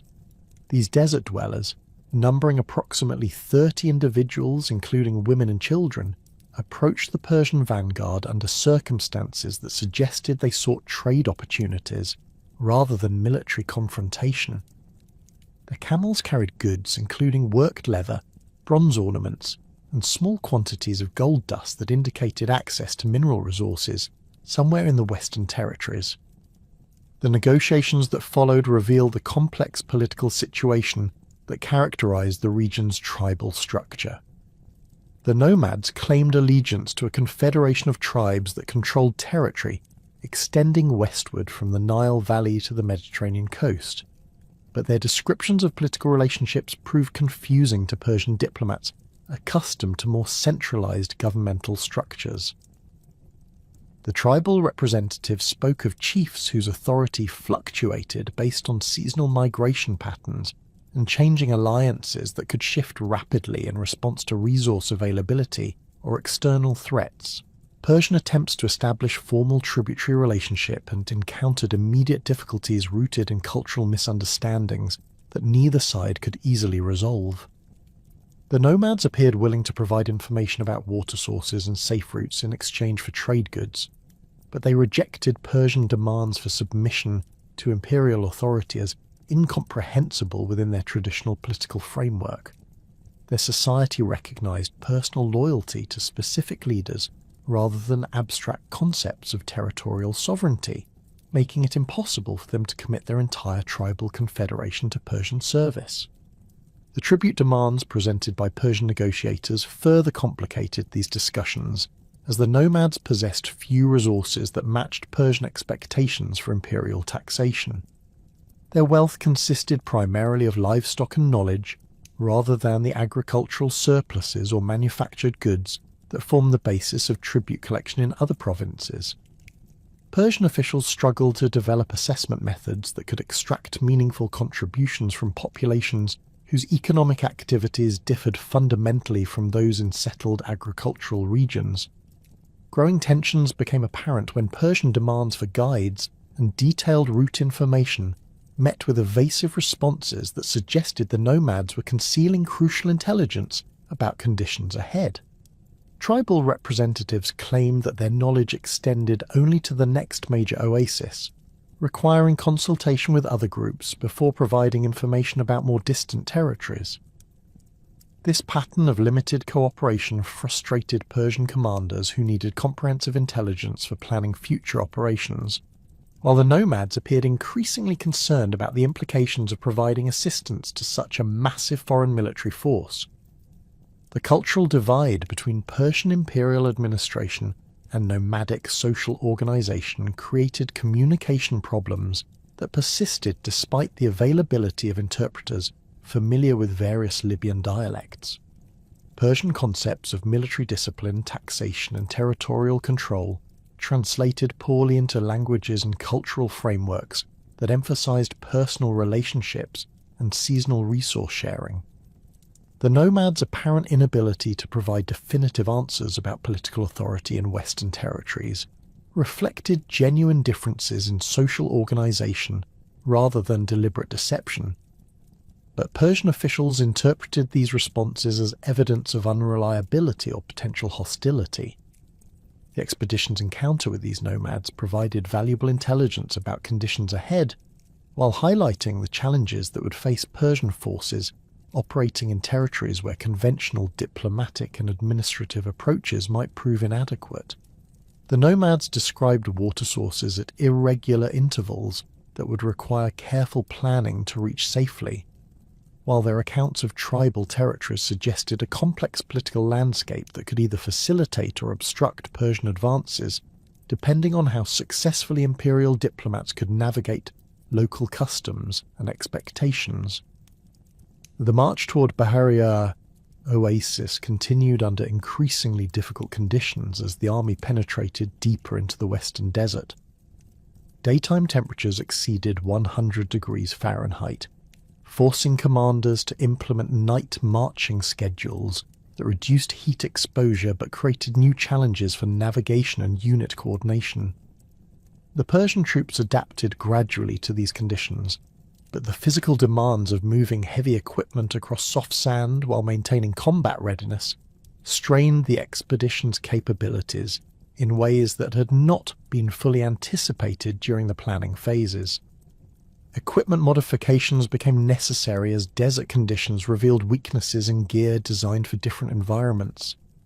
Leather components dried and cracked in the arid air, requiring constant treatment with oils that were in limited supply. Bronze fittings expanded and contracted with temperature changes that created gaps in armor joints, while wooden components of composite bows required careful protection from the extreme dryness that could cause catastrophic failure during combat. Persian quartermasters worked continuously to address these problems, but the solutions often required materials that were not available in sufficient quantities for the expedition's massive scale.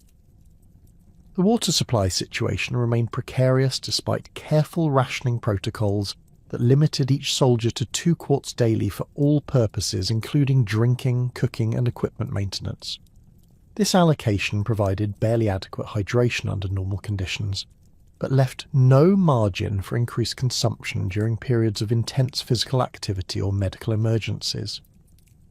The expedition's physicians monitored water consumption carefully while treating increasing numbers of troops for dehydration symptoms that could progress rapidly to life-threatening conditions if not addressed promptly. Persian military medicine had developed effective treatments for many desert-related health problems, but the scale of the expedition created logistical challenges that complicated medical care. The portable hospitals that accompanied each major unit carried adequate supplies for treating combat injuries, but lacked the specialized equipment necessary for addressing the environmental health problem that affected increasing numbers of troops.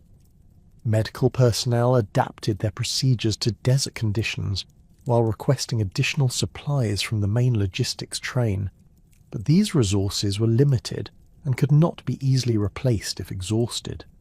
The psychological effects of desert isolation continued to challenge unit morale as the expedition advanced into territories that appeared increasingly hostile to human habitation. The absence of familiar landmarks and the repetitive nature of the landscape created disorientation that affected even experienced soldiers, while the constant presence of sand in food, water and equipment reinforced the impression that the army was fighting against the environment itself rather than human enemies. Persian officers worked to maintain discipline through increased attention to routine military activities, but the stress of desert conditions tested leadership capabilities in unprecedented ways. The approach to Baharia Oasis represented a crucial test of the expedition's logistical planning and the Persian army's ability to adapt to desert warfare conditions that differed significantly from their previous military experience. The oasis itself appeared as a green smudge on the horizon that gradually resolved into date palms and cultivated fields watered by natural springs, but intelligence reports suggested that the settlement's resources might prove inadequate for the expedition's massive requirements. Persian advance units had already established contact with the oasis inhabitants, but negotiations for supplies and cooperation had revealed political complications that could affect the army's ability to continue its westward advance toward the ultimate objective at Siwa Oasis. The Persian expedition's arrival at Baharia Oasis on April 8, 524 BC provided temporary relief from the desert's relentless assault, but the settlement's limited resources created new challenges that tested Cambyses' logistical planning. The oasis contained approximately 40 natural springs that produced sufficient water for the local population of 3,000 inhabitants. Yet the Persian army's requirements exceeded this capacity by a factor of 20.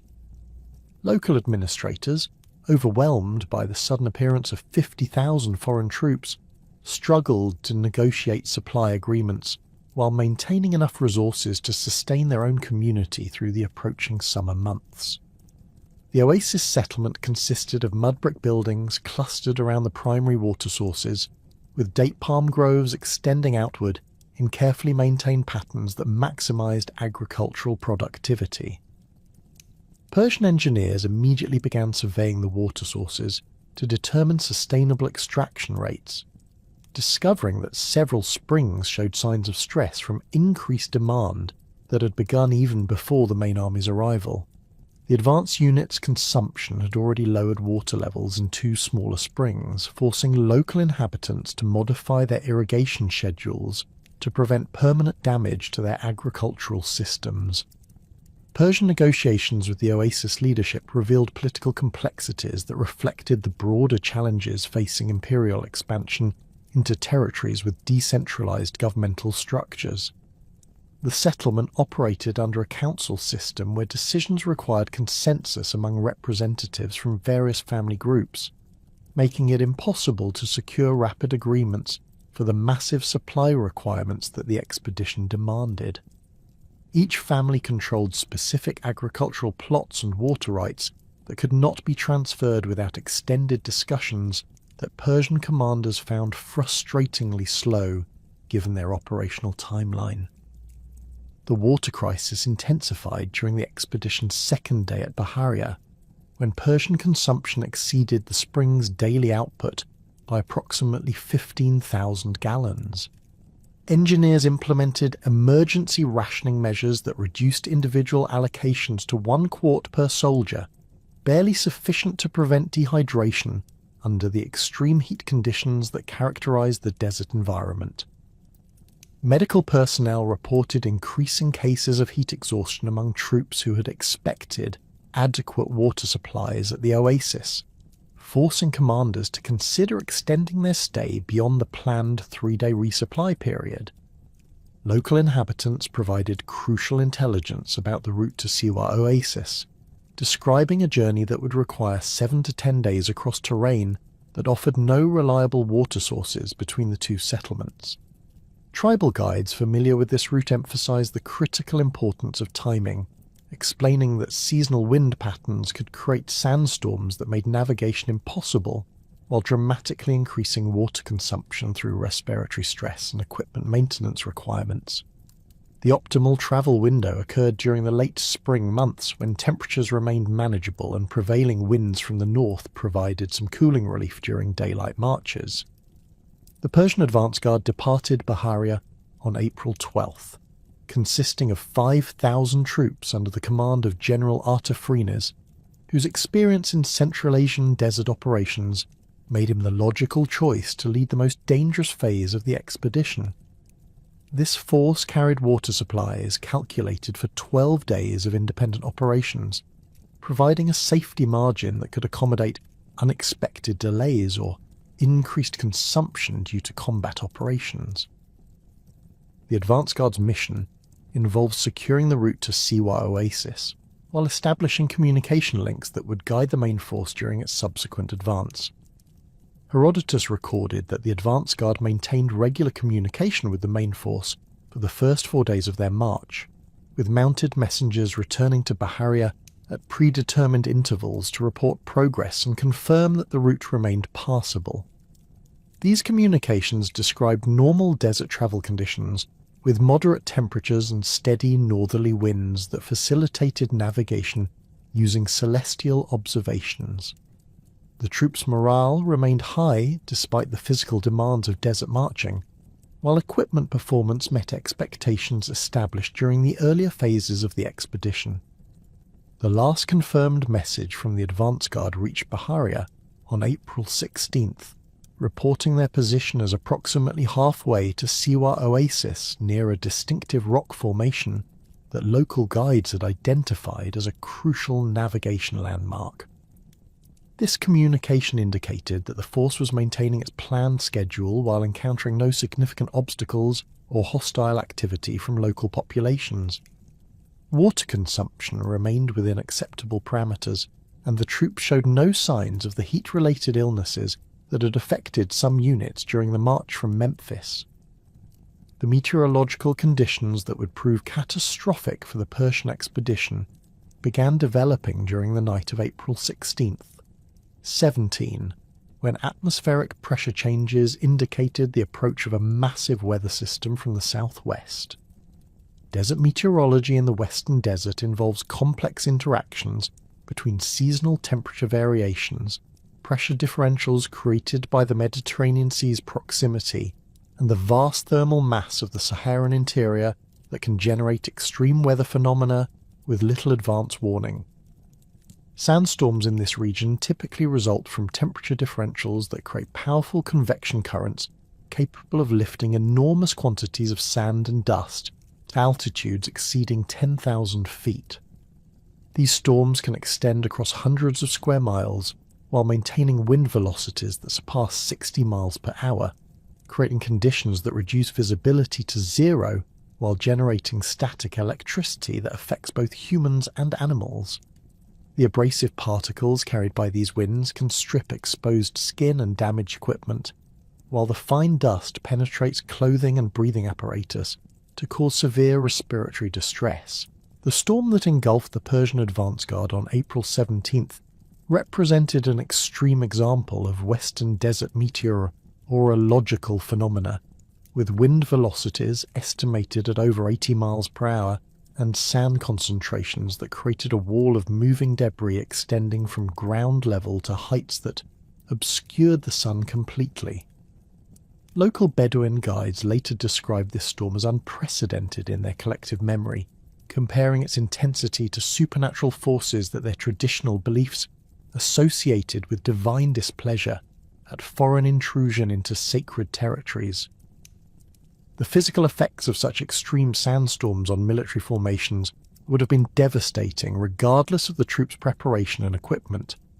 The initial wind assault would have scattered individual soldiers and disrupted unit cohesion within minutes, while the sand-laden air would have made breathing extremely difficult, even for troops who managed to cover their faces with cloth protection.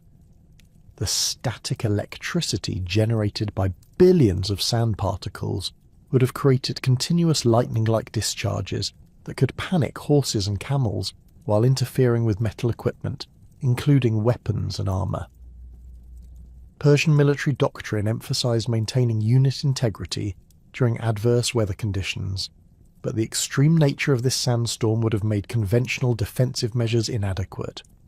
Standard procedures called for troops to form defensive circles with shields interlocked to provide mutual protection, but winds exceeding 80 miles per hour would have made it impossible to maintain such formations. Individual survival would have required finding shelter behind rock formations or constructing improvised windbreaks using available equipment, but the storm's sudden onset would have prevented organised defensive preparations.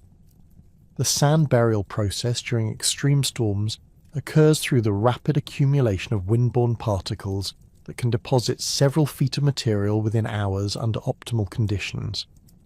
Areas where wind patterns create eddies or obstacles cause airflow disruption become natural collection points where sand accumulates at accelerated rates. Military formations caught in such conditions would have experienced progressive burial as individual soldiers became unable to move against the increasing sand depth, while simultaneously struggling with respiratory distress and disorientation. Archaeological evidence from other desert sites suggests that rapid sand burial can preserve organic materials including leather, wood, and even textile components under specific conditions, involving immediate coverage followed by stable atmospheric conditions. However, the western desert's climate patterns typically involve periodic wind erosion that redistributes accumulated sand, making long-term preservation unlikely, except in areas where geological features provide permanent protection from subsequent storms. Alternative theories for the expedition's fate focus on human factors that could have resulted in catastrophic losses without requiring supernatural meteorological phenomena. Desert warfare specialists note that navigation errors in featureless terrain can lead to fatal mistakes, where military units become lost and exhaust their water supplies before reaching intended destinations. The Persian advance guard's unfamiliarity with Western desert navigation techniques could have resulted in directional errors that led them away from known water sources toward areas where survival became impossible. Ambush scenarios proposed by some historians suggest that local tribal confederations might have coordinated attacks against the Persian force using superior knowledge of desert conditions to achieve tactical advantages that compensated for their numerical inferiority. Bedouin warfare traditionally emphasized mobility and harassment tactics that could prove highly effective against conventional military formations operating in unfamiliar territory.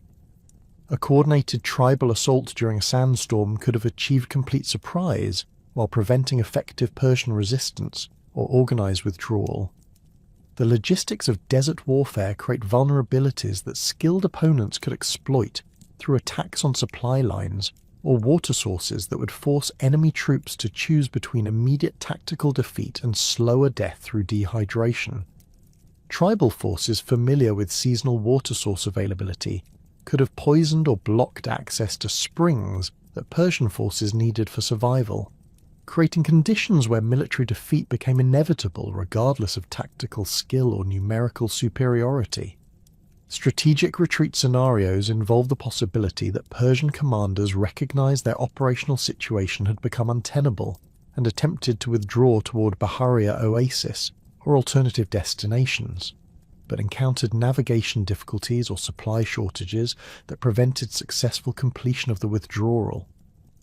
Desert retreat operations require precise coordination and adequate supplies that may not have been available if the original mission parameters had been compromised by unexpected conditions or enemy action. The timeline reconstruction based on available evidence suggests that catastrophic events affecting the Persian advance guard occurred between April 17th, 524 BC, when the expected communication schedule was disrupted and subsequent messenger attempts failed to establish contact with the missing force. Persian commanders at Bahariya initially attributed communication failures to equipment problems or temporary delays caused by difficult terrain, but the continued absence of any contact after April 20th indicated that serious problems had developed.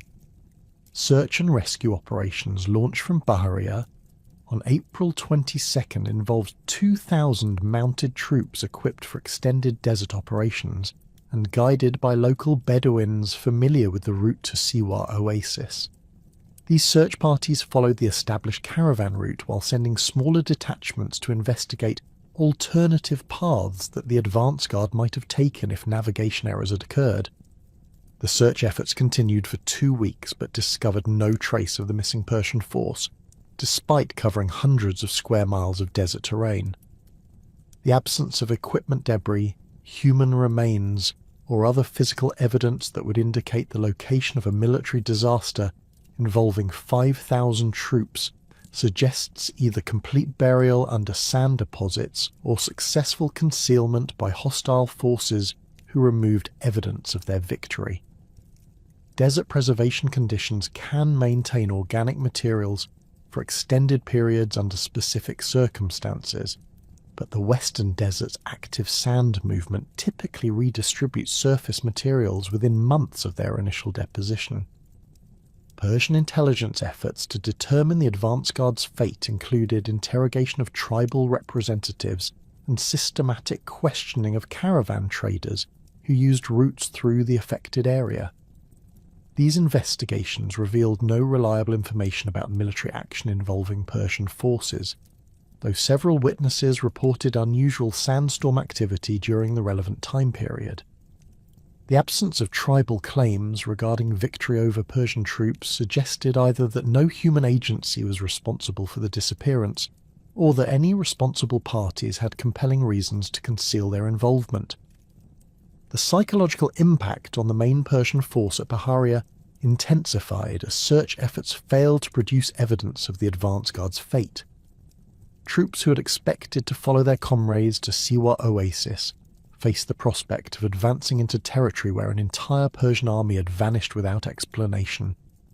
Unit morale declined significantly as rumours spread regarding supernatural causes or overwhelming enemy forces that could destroy Imperial troops without leaving evidence of battle. Cambyses faced a strategic decision that would determine both the expedition's future and his own reputation as a military commander. The loss of 5,000 elite troops represented a serious blow to Persian prestige that required either decisive action to achieve the original objectives or strategic withdrawal that would minimize further losses while preserving imperial credibility. The king's response to this crisis would influence Persian military doctrine for subsequent desert operations, while affecting political stability throughout the empire's western provinces. The catastrophic loss of Cambyses' advance guard in the western desert created a historical puzzle that would challenge ancient chroniclers and modern scholars alike, largely due to the fragmentary and often contradictory nature of the source material that survived from antiquity. The primary account of these events comes from Herodotus of Halicarnassus, whose histories provides the most detailed narrative of the expedition's fate, though his methodology and sources raise significant questions about the reliability of his reconstruction of events that occurred decades before his own investigations began. Herodotus composed his account of the lost army approximately 70 years after the events themselves, during the 440 SBC, when he travelled extensively throughout the Persian Empire, gathering information from Egyptian priests, Persian officials, and local populations who claimed knowledge of the expedition's fate.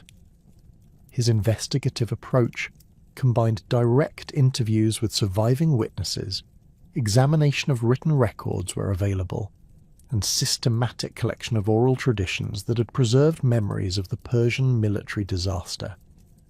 However, the temporal gap between the events and his research created inevitable distortions as memories faded and stories evolved through repeated telling. The Greek historian's methodology reflected the intellectual standards of his era, while revealing certain limitations that affected his ability to reconstruct complex military and political events accurately. Herodotus relied heavily on oral testimony from individuals whose motivations and reliability he could not always verify, particularly when dealing with politically sensitive topics that might encourage witnesses to provide self-serving accounts. His linguistic capabilities, while impressive for his time, required him to work through interpreters when interviewing Persian officials or Egyptian priests whose languages he could not speak fluently, creating opportunities for misunderstanding or deliberate misrepresentation.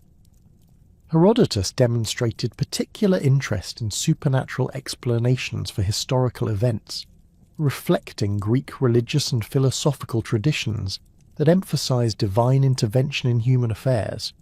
His account of the Persian army's disappearance includes references to divine displeasure at Cambyses' alleged sacrilege against Egyptian religious traditions, suggesting that the historian viewed the military disaster as punishment for impious behaviour rather than the result of natural causes or human agency.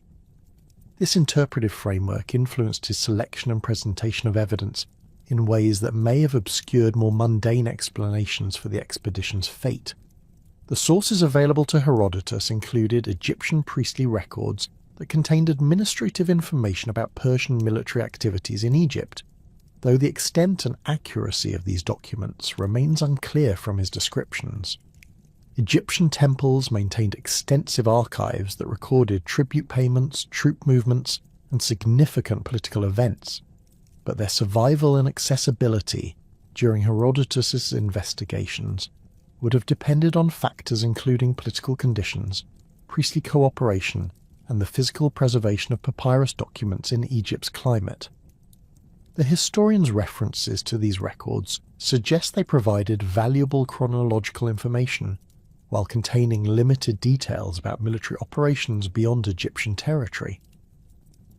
Persian administrative records that might have documented the expedition's planning and execution appear to have been unavailable to Herodotus, either because they were not preserved, remained classified for political reasons, or were inaccessible due to linguistic or geographical barriers.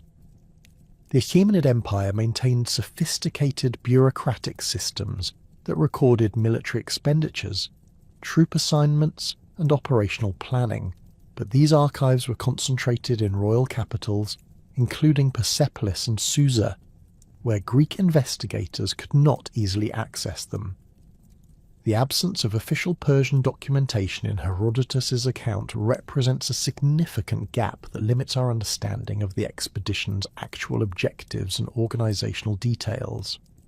Contemporary Persian silence regarding the expedition's fate creates one of the most intriguing aspects of the historical record, as imperial propaganda typically emphasized military victories while minimizing or reinterpreting defeats to maintain royal prestige. The complete absence of Achaemenid references to the Western expedition suggests either that the disaster was so complete that it could not be reinterpreted positively, or that political considerations made it advisable to suppress all mention of the events, rather than risk drawing attention to imperial military failures. This pattern of official silence extended beyond the immediate aftermath to encompass subsequent Persian historical traditions that ignored the expedition entirely. The administrative vacuum created by the expedition's disappearance would have required immediate Persian attention to maintain imperial control in Egypt and prevent rebellious movements from exploiting apparent military weakness. However, surviving Persian records from this period focus on routine administrative matters without acknowledging the massive military disaster that had occurred in the Western territories. This documentary pattern suggests either highly effective information control by imperial authorities or the successful integration of alternative explanations that avoided admitting the scale of the military failure. Egyptian priestly records examined by later classical authors provide fragmentary references to Persian military activities that may relate to the Western expedition, though their interpretation remains problematic due to the religious and political context that influenced their composition.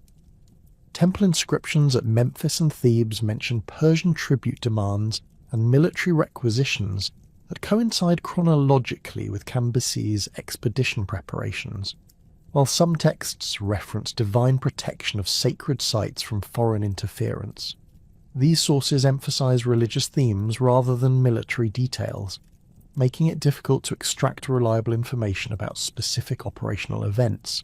The Demotic Chronicle, a later Egyptian text that survived in fragmentary form, contains references to Persian military disasters that some scholars associate with the Western expedition, though the document's allegorical style and anti-Persian bias complicate efforts to distinguish historical facts from propaganda.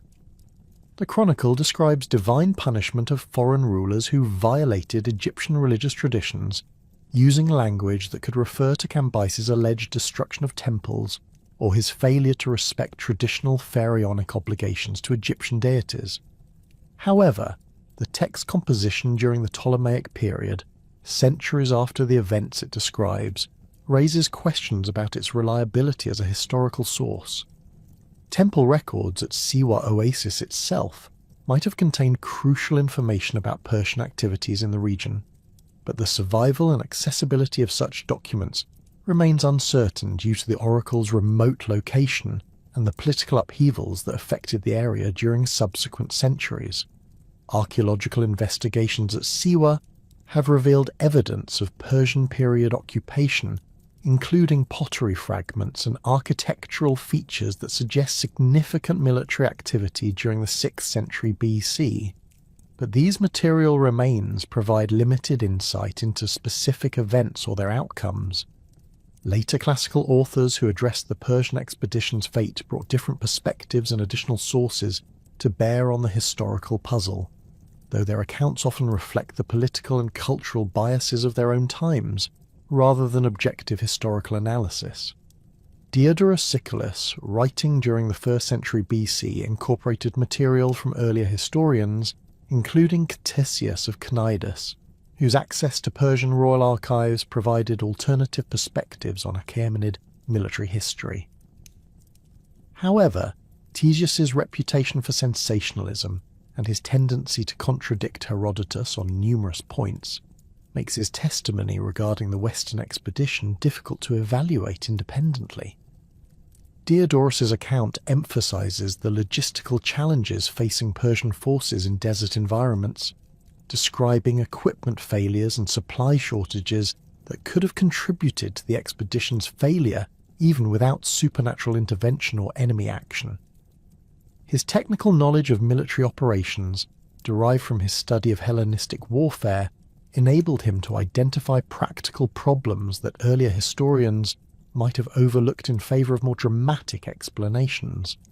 The Roman-era historians' analysis suggests that Persian overconfidence in their logistical capabilities led to inadequate preparation for the extreme conditions encountered in the Western Desert. Strabo's geographical writings provide valuable context for understanding the environmental challenges that would have faced Persian forces operating in the Western Desert, though his account of the expedition itself relies heavily on earlier sources rather than independent investigation. The geographer's systematic description of North African climate patterns, seasonal weather variations, and water source distribution helps explain how natural conditions could have created catastrophic problems for a large military force unprepared for extreme desert environments. His technical expertise in geography and meteorology lends credibility to explanations that emphasize environmental factors over human agency or supernatural intervention. Strabo's analysis of desert navigation techniques used by contemporary Bedouin tribes reveals the sophisticated knowledge required for successful travel in the Western Desert, highlighting the disadvantages facing Persian forces who lacked such expertise. His descriptions of seasonal wind patterns, sandstorm frequency, and the subtle terrain features used for navigation demonstrate the complexity of desert survival skills that could not be acquired quickly by troops trained in different environments. The geographer's emphasis on technical factors provides a rational framework for understanding how experienced military forces could suffer catastrophic losses in unfamiliar territory. Pliny the Elder's Natural History contains references to the Persian expedition that reflect Roman-era attitudes toward imperial overextension and the dangers of military operations in hostile environments. Pliny's account emphasizes the hubris of Persian expansion into territories that nature itself seemed designed to protect from foreign intrusion, reflecting Roman philosophical traditions that viewed excessive ambition as a source of political and military disaster. His interpretation of events focuses on moral lessons rather than historical analysis, but his access to earlier sources that are no longer extant makes his testimony valuable despite its didactic purpose.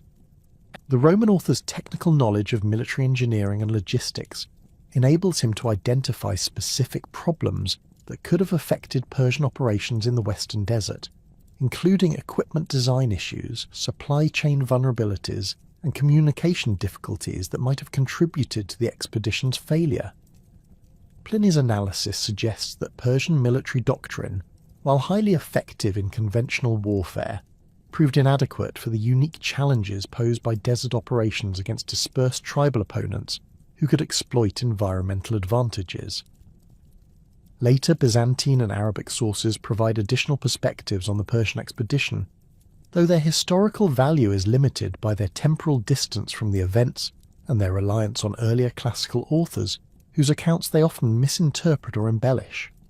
Arabic historians, including al-Tabari and al-Masudi, incorporated Persian expedition narratives into their comprehensive historical works, but their versions reflect Islamic theological perspectives that emphasize divine justice and the punishment of impious rulers rather than objective historical analysis. The Arabic tradition's emphasis on moral interpretation led to the development of elaborate narratives that explain the Persian army's disappearance as divine punishment for Cambyses' alleged destruction of the religious sites and his failure to respect local customs. These accounts often include supernatural elements, including miraculous sandstorms, divine intervention on behalf of oppressed populations, and prophetic warnings that the Persian king ignored due to his arrogance and impiety. While these narratives provide insight into medieval Islamic attitudes toward imperial power and religious tolerance, their historical reliability remains questionable. Archaeological evidence for the Persian expedition remains frustratingly limited, despite extensive investigations in the Western Desert region during the 19th and 20th centuries. Excavations at various sites along the probable route from Bahriya to Siwa Oasis have revealed Persian period artifacts including pottery fragments, bronze weapons components, and architectural remains that confirm Persian military activity in the region during the 6th century BC. However, these material remains provide limited insight into specific events or their outcomes, while the desert environment's tendency to redistribute surface materials makes it unlikely that dramatic archaeological discoveries will resolve the historical puzzle. Recent archaeological surveys using ground-penetrating radar and satellite imagery have identified several anomalous features in the Western Desert that could potentially represent buried military equipment or human remains, but excavation efforts have yet to produce definitive evidence linking these discoveries to the Persian expedition. The technical challenges of archaeological work in extreme desert conditions, combined with the political instability that has affected the region during recent decades, have limited opportunities for systematic investigation of potential sites. The cumulative effect of these diverse source materials creates a complex historical puzzle where reliable facts remain embedded within layers of interpretation, speculation, and deliberate distortion that reflect the political and cultural contexts of their composition. Modern historians attempting to reconstruct the Persian expedition's fate must navigate between the supernatural explanations favoured by ancient authors the propaganda considerations that influenced official records, and the practical limitations that affected ancient investigators' ability to gather accurate information about events in remote desert regions. The fragmentary nature of ancient sources describing Cambyses' lost army created an irresistible challenge for European archaeologists of the early 20th century, who approached the mystery with the systematic methodologies and technological advantages that characterized the emerging discipline of scientific archaeology. The first organized expeditions to locate physical evidence of the Persian disaster began in 1908, when German archaeologist Heinrich Schäfer led a team of 12 specialists into the Western Desert, equipped with surveying instruments, photographic equipment, and mapping tools that enabled comprehensive documentation of potential archaeological sites across hundreds of square miles of previously unexplored terrain. Schäfer's expedition represented a significant departure from the treasure-hunting approaches that had characterized earlier archaeological work in Egypt, emphasizing systematic surface surveys and careful documentation of artifact distributions rather than dramatic excavations seeking spectacular discoveries. His team established a base camp at Baharia Oasis and conducted methodical reconnaissance operations that covered the probable route between Baharia and Siwa, using compass bearings and triangulation techniques to create accurate maps of terrain features that could have influenced ancient military movements. The expedition's photographic documentation included over 300 images that provided the first scientific record of Western Desert topography and geological formations. The German team's most significant discovery occurred approximately 40 miles southwest of Baharia, where surface surveys revealed a concentration of pottery sherds and bronze fragments scattered across an area measuring roughly 200 meters in diameter. The artifacts included pieces of ceramic water vessels that matched descriptions of Persian military equipment from contemporary sources, along with corroded bronze objects that appeared to be components of weapons or armor. Schäfer's preliminary analysis suggested that these materials represented the remains of a substantial military camp, though the scattered distribution pattern indicated significant disturbance by wind erosion and sand movement over the intervening centuries. The pottery analysis conducted by ceramic specialist Dr. Wilhelm Müller revealed manufacturing techniques and decorative motifs that corresponded to Persian imperial workshops of the 6th century BC, providing the first potential physical evidence linking archaeological discoveries to Cambyses' expedition. The ceramic fragments included portions of large storage jars designed for water transport, smaller vessels used for food preparation, and distinctive Persian-style cups that served as personal drinking containers for military personnel. The standardized production methods evident in these artifacts suggested military rather than civilian origins, supporting theories that connected the site to organized Persian military activities. Bronze artifact analysis presented greater challenges due to the severe corrosion that affected metal objects exposed to desert conditions for over 2 millennia. The fragments recovered by Schäfer's team included pieces that appeared to be spear points, armor scales, and decorative elements from military equipment, but their deteriorated condition made definitive identification extremely difficult. Chemical analysis of the bronze composition revealed trace elements consistent with Persian metallurgical practices, though similar techniques were employed throughout the ancient Near East, limiting the diagnostic value of compositional data alone. The spatial distribution of artifacts at the German site suggested rapid abandonment rather than organized withdrawal, with personal equipment scattered in patterns that indicated sudden disruption of normal military camp organization. Cooking vessels remained in proximity to fire-blackened areas that marked hearth locations, while weapons components were distributed randomly across the site, rather than concentrated in armory areas where they would be expected if the camp had been evacuated in an orderly fashion.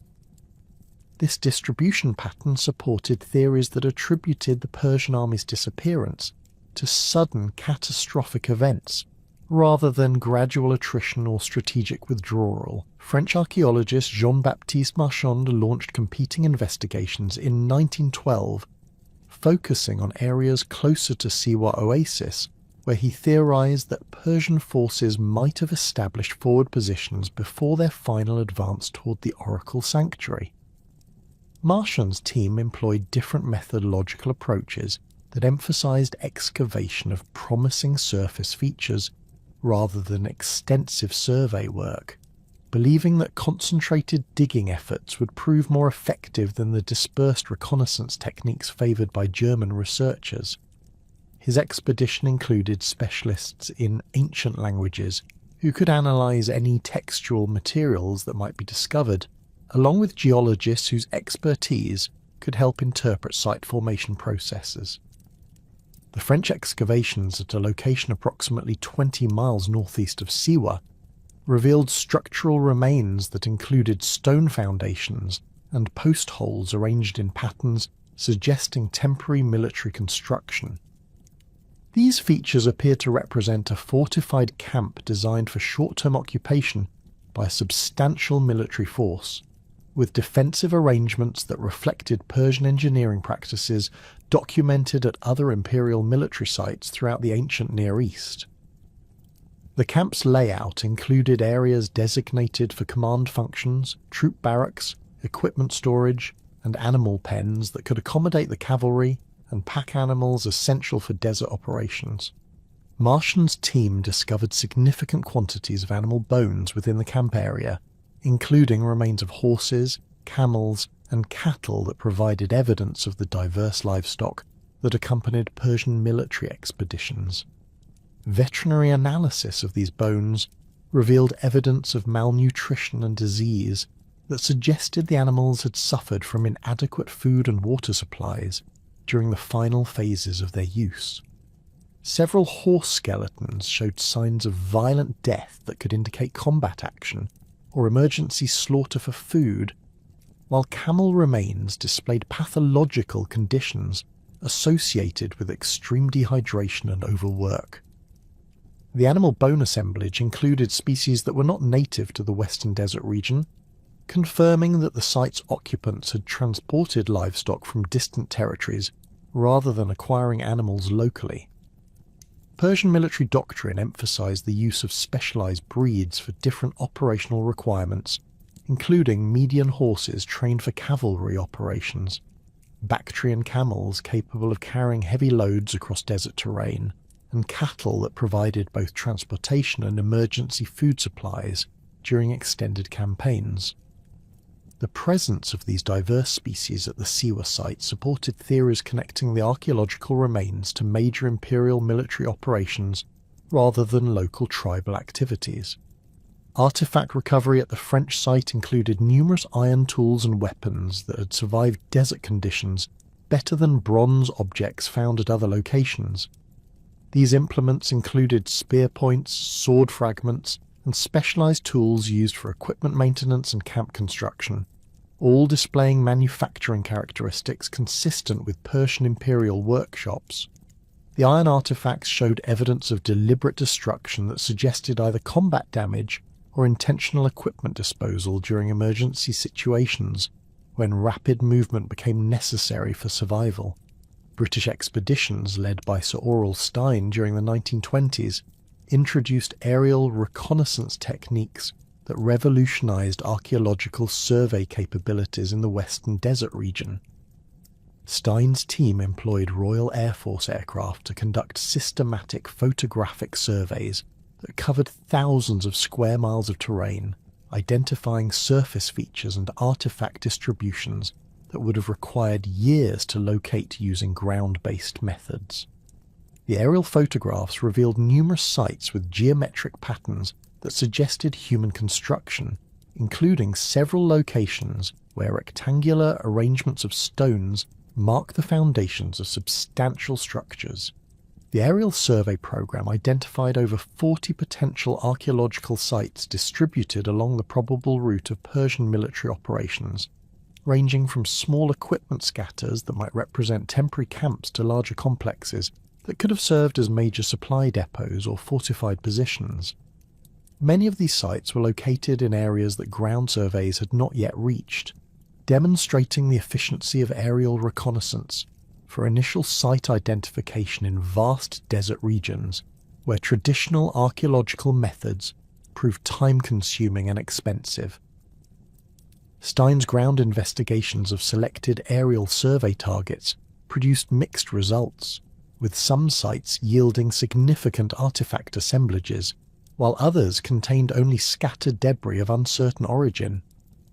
The most productive excavations occurred at a location approximately 60 miles southwest of Baharia, where aerial photography had revealed a complex of rectangular structures arranged around a central courtyard area. Ground excavation confirmed that these remains represented a substantial military installation that included barracks facilities, storage areas, workshops, and defensive positions designed to protect against assault from multiple directions.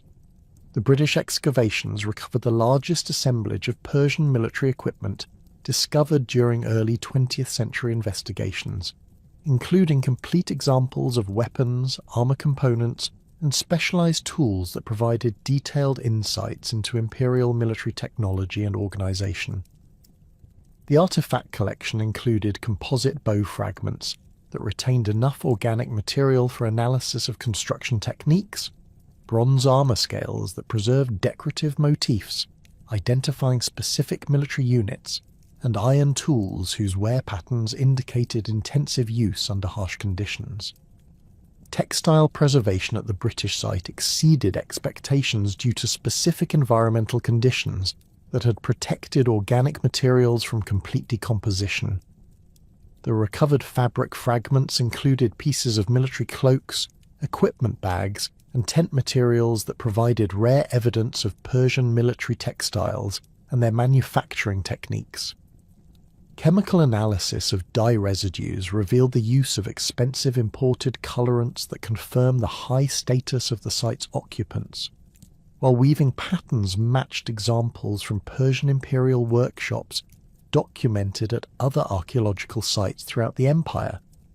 The cumulative results of early 20th century expeditions established the archaeological reality of Persian military activities in the Western Desert, while failing to provide definitive evidence regarding the specific fate of Cambyses' lost army. The scattered nature of the discoveries suggested that Persian forces had operated across a wide geographic area rather than following a single route, complicating efforts to reconstruct the expedition's movements and identify the location of any major disaster. The artifact assemblages confirm the presence of substantial Persian military forces equipped with imperial standard weapons and equipment, but the fragmentary preservation and scattered distribution of these materials prevented detailed reconstruction of specific events. World War II disrupted archaeological investigations in the Western Desert for over 2 decades, as military operations and political instability made systematic research impossible in regions that became active combat zones. The post-war period brought renewed interest in the Persian expedition mystery, but archaeological approaches had evolved significantly due to technological advances and methodological improvements that emphasized scientific analysis over artifact collection. The new generation of researchers brought interdisciplinary expertise that combined traditional archaeological techniques with geological, meteorological, and anthropological perspectives. The revolutionary discovery that captured international attention occurred in 2009, when Italian twin brothers Angelo and Alfredo Castiglione identified a major archaeological site during their systematic survey of Western Desert regions that had received limited previous investigation. The Castiglione brothers, experienced desert explorers who had spent decades documenting archaeological sites throughout North Africa, employed GPS navigation and satellite imagery to target areas with high potential for ancient human activity based on topographical features and proximity to known water sources. The Italian team's discovery site, located approximately 65 kilometers southwest of the Dakhla oasis, contained an extraordinary concentration of artifacts that surpassed previous finds in both quantity and preservation quality. As surface surveys revealed thousands of pottery sherds, bronze weapons components, and human skeletal remains distributed across an area exceeding 1 square kilometre, suggesting a major military disaster that had resulted in massive casualties and equipment losses. The artifact density and spatial distribution patterns indicated rapid site formation rather than gradual accumulation, supporting theories that attributed the assemblage to a single catastrophic event. The pottery assemblage recovered by the Castiglione expedition included numerous complete or reconstructible vessels that displayed manufacturing characteristics consistent with Persian imperial workshops of the 6th century BC.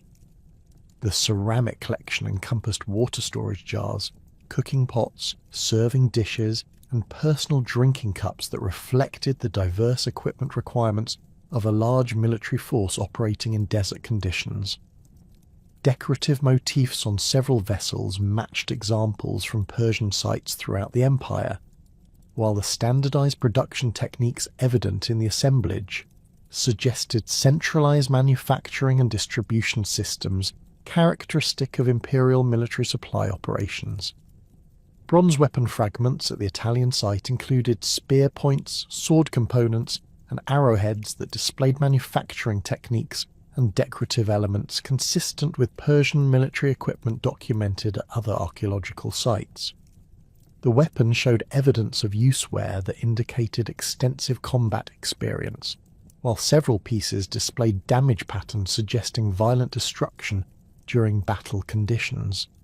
Chemical analysis of the bronze composition revealed trace elements that matched Persian metallurgical signatures, though the widespread distribution of similar alloy compositions throughout the ancient Near East limited the diagnostic value of compositional data. Human skeletal remains at the Castiglione site provided the most dramatic evidence of military disaster, with over 200 individuals identified through preliminary surveys that covered only a fraction of the total site area.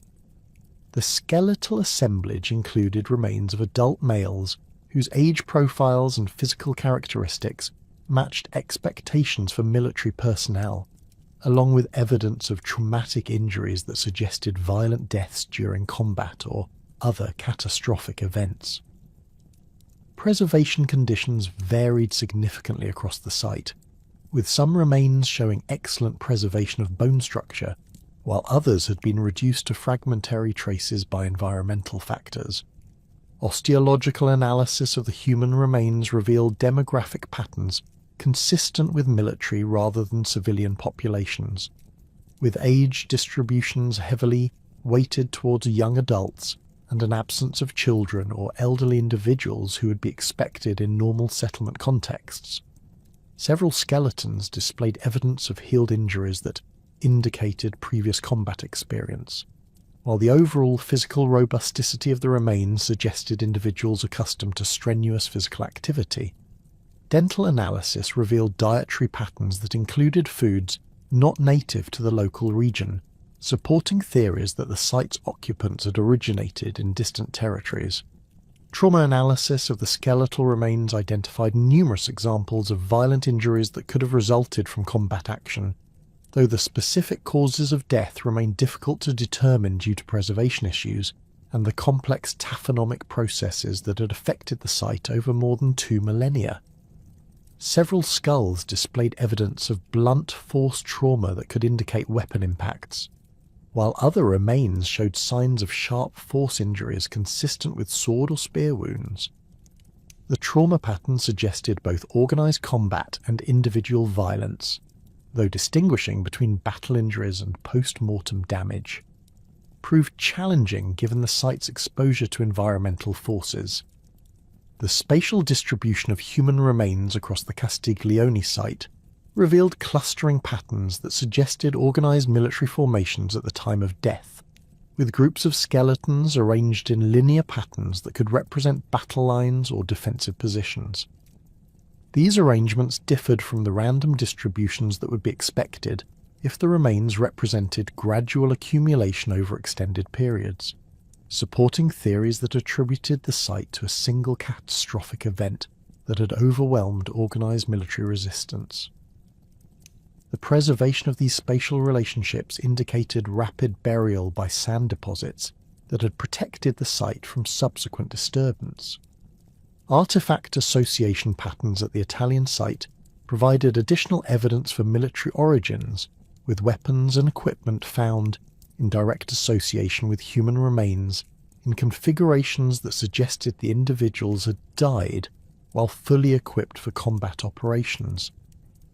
Personal items, including belt fittings, jewellery and coins, remained with specific skeletal remains, indicating that the site had not been systematically looted following the initial disaster.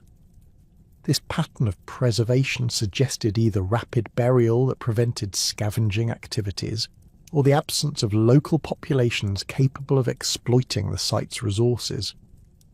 The dating challenges associated with the Castiglione discovery reflect the complex methodological issues that affect archaeological interpretation of desert sites, where conventional chronological indicators may be absent or unreliable. Radiocarbon dating of organic materials from the site produced dates ranging from the 6th to 4th centuries BC, encompassing the period of Cambyses' expedition, but lacking the precision necessary for definitive historical correlation. The broad date range reflects contamination issues and calibration uncertainties that complicate radiocarbon analysis of ancient materials from desert environments. Ceramic typological analysis provided more precise chronological indicators, with vessel forms and decorative techniques matching examples from well-dated Persian imperial contexts of the late 6th century BC. The pottery assemblage included several distinctive types that had limited temporal distributions, enabling archaeologists to narrow the site's occupation period to within approximately 50 years of Cambyses' expedition. However, the possibility that similar ceramic traditions continued in use for extended periods limited the precision of typological dating methods. Modern archaeological techniques have revolutionized the investigation of potential sites related to Cambyses' lost army, employing sophisticated technologies that can detect buried remains and analyze artifact distributions with unprecedented precision and efficiency.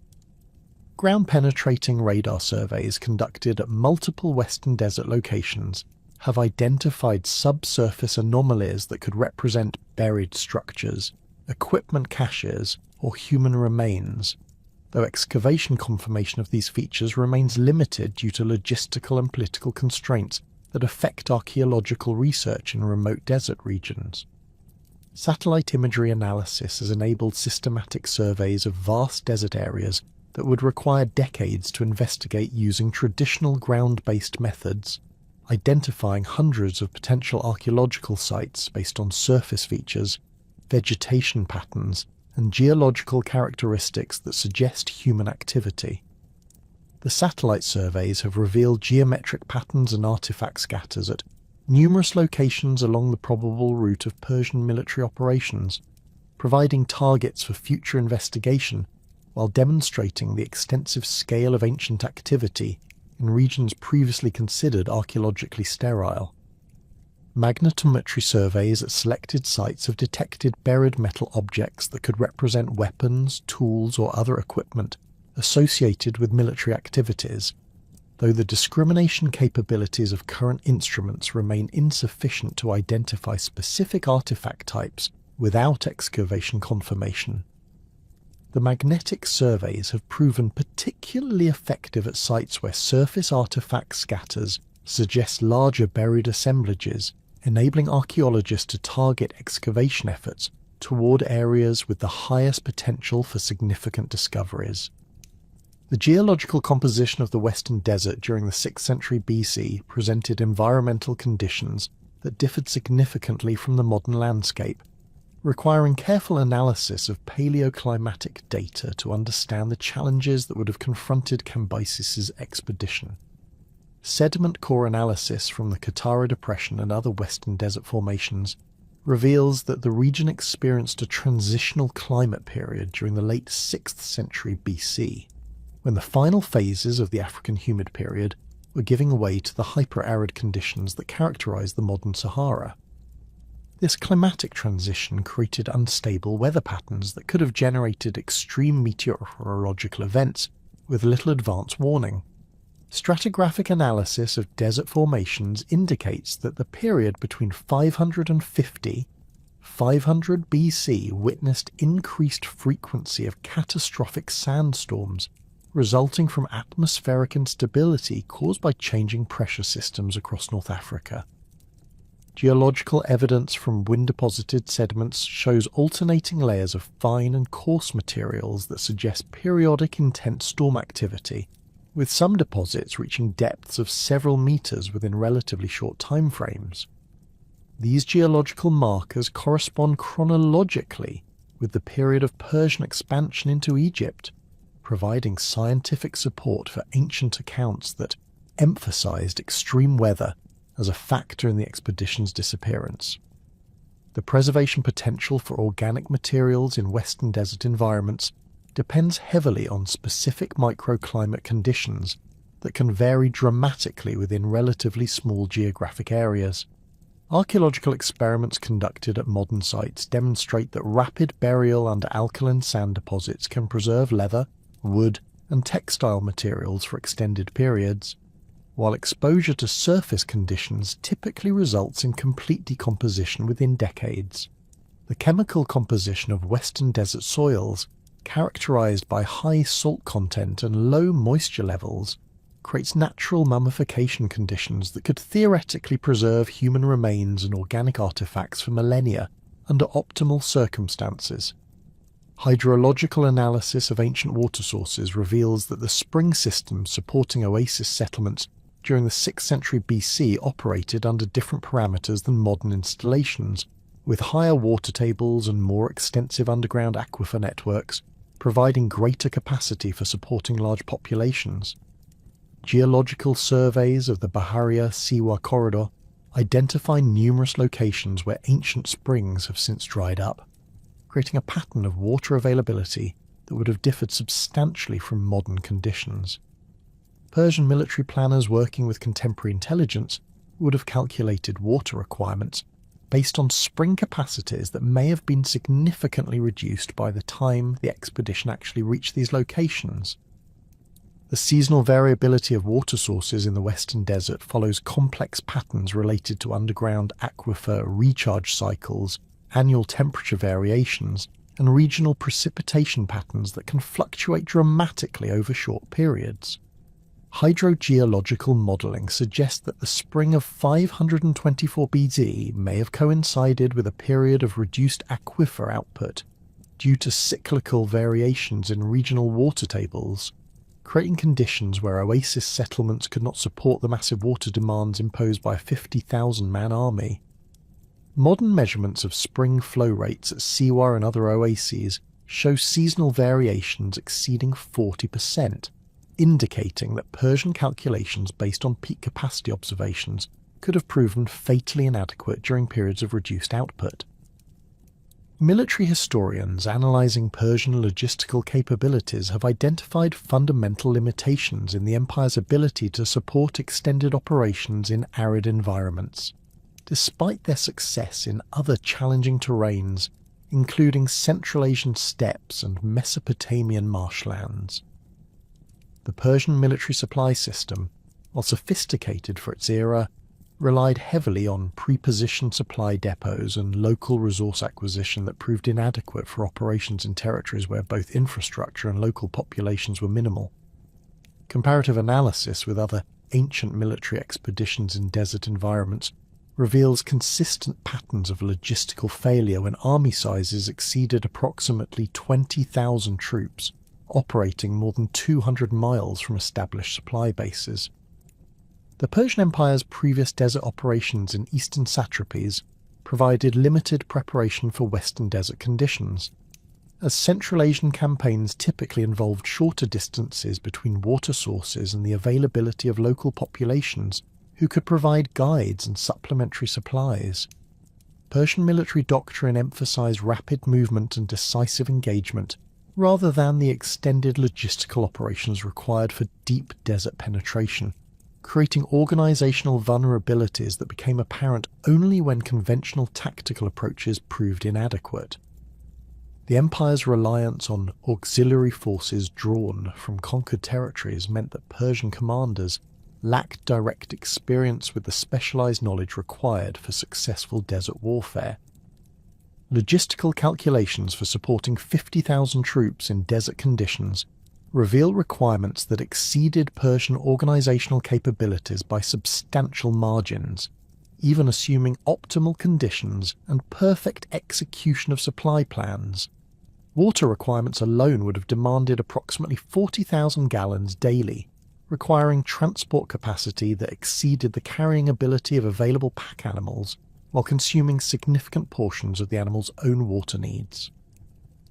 Food preservation techniques available in the 6th century BC could maintain adequate nutrition for approximately 30 days under desert conditions, after which vitamin deficiencies and protein degradation would have begun affecting troop effectiveness regardless of total caloric availability. The specialized equipment required for desert operations differed substantially from standard Persian military gear, requiring modifications and innovations that may not have been adequately tested before the expedition's departure. Desert warfare demands lighter armor configurations that provide protection while allowing heat dissipation, modified weapons that function despite sand infiltration, and specialized survival equipment, including navigation instruments and emergency water storage systems. Archaeological evidence suggests that Persian forces carried standard imperial equipment with minimal desert modifications, indicating inadequate preparation for the environmental challenges they would encounter. Alternative historical theories regarding the expedition's fate have emerged from systematic analysis of Persian imperial behavior patterns and contemporary political conditions that could have influenced Cambyses' strategic decisions. The successful return theory proposes that the expedition achieved its objectives at Siwa Oasis, but was subsequently redirected to other military operations, rather than returning to Egypt as originally planned. This scenario suggests that Persian forces may have continued westward towards Cyrenaica, or southward into Nubian territories, achieving territorial conquests that were deliberately concealed from historical records to prevent potential rebellions in newly acquired provinces. The cover-up hypothesis draws support from Persian imperial propaganda techniques that consistently emphasized military successes while suppressing information about defeats or strategic failures that could undermine royal authority. Persian administrative records from this period show systematic gaps in documentation regarding Western operations, suggesting deliberate information control rather than accidental record loss. Contemporary Persian inscriptions from Cambyses' reign focus exclusively on Egyptian conquest achievements, while avoiding any mention of subsequent Western expeditions, creating a documentary pattern consistent with official suppression of embarrassing military failures. Political considerations that could have motivated a cover-up include the need to maintain Persian prestige among Egyptian populations who might interpret military disasters as evidence of divine displeasure with foreign rule. Persian control in Egypt remained tenuous during the early years of the 27th dynasty, with several attempted rebellions requiring military suppression and significant resource allocation. News of a major military disaster in the Western Territories could have encouraged additional uprisings, while undermining the religious legitimacy that Cambyses had sought to establish through his adoption of pharaonic titles and Egyptian religious practices. The diversion theory suggests that Persian forces may have been redirected to address urgent military situations elsewhere in the empire, with the Western expedition serving as a strategic reserve that could be deployed rapidly to counter threats in other provinces.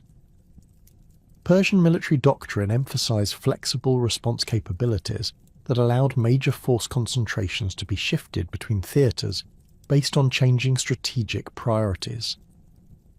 Contemporary Persian records indicate significant military activity in eastern satrapies during 524, 523 BC, including campaigns against Scythian tribes and operations to suppress rebellions in Bactria and Sogdiana that could have required reinforcement from Egyptian-based forces. The gradual dissolution theory proposes that the expedition disintegrated through progressive desertion and unit fragmentation rather than suffering a single catastrophic defeat, with individual soldiers and small groups abandoning the mission and either attempting to return to Egypt independently or seeking integration with local populations. This scenario reflects common patterns in ancient military history, where extended operations in hostile environments led to progressive unit cohesion breakdown as soldiers prioritize personal survival over mission objectives. Desert conditions that made organized retreat impossible could have forced individual survival decisions that resulted in the army's effective dissolution without requiring enemy action or natural disasters.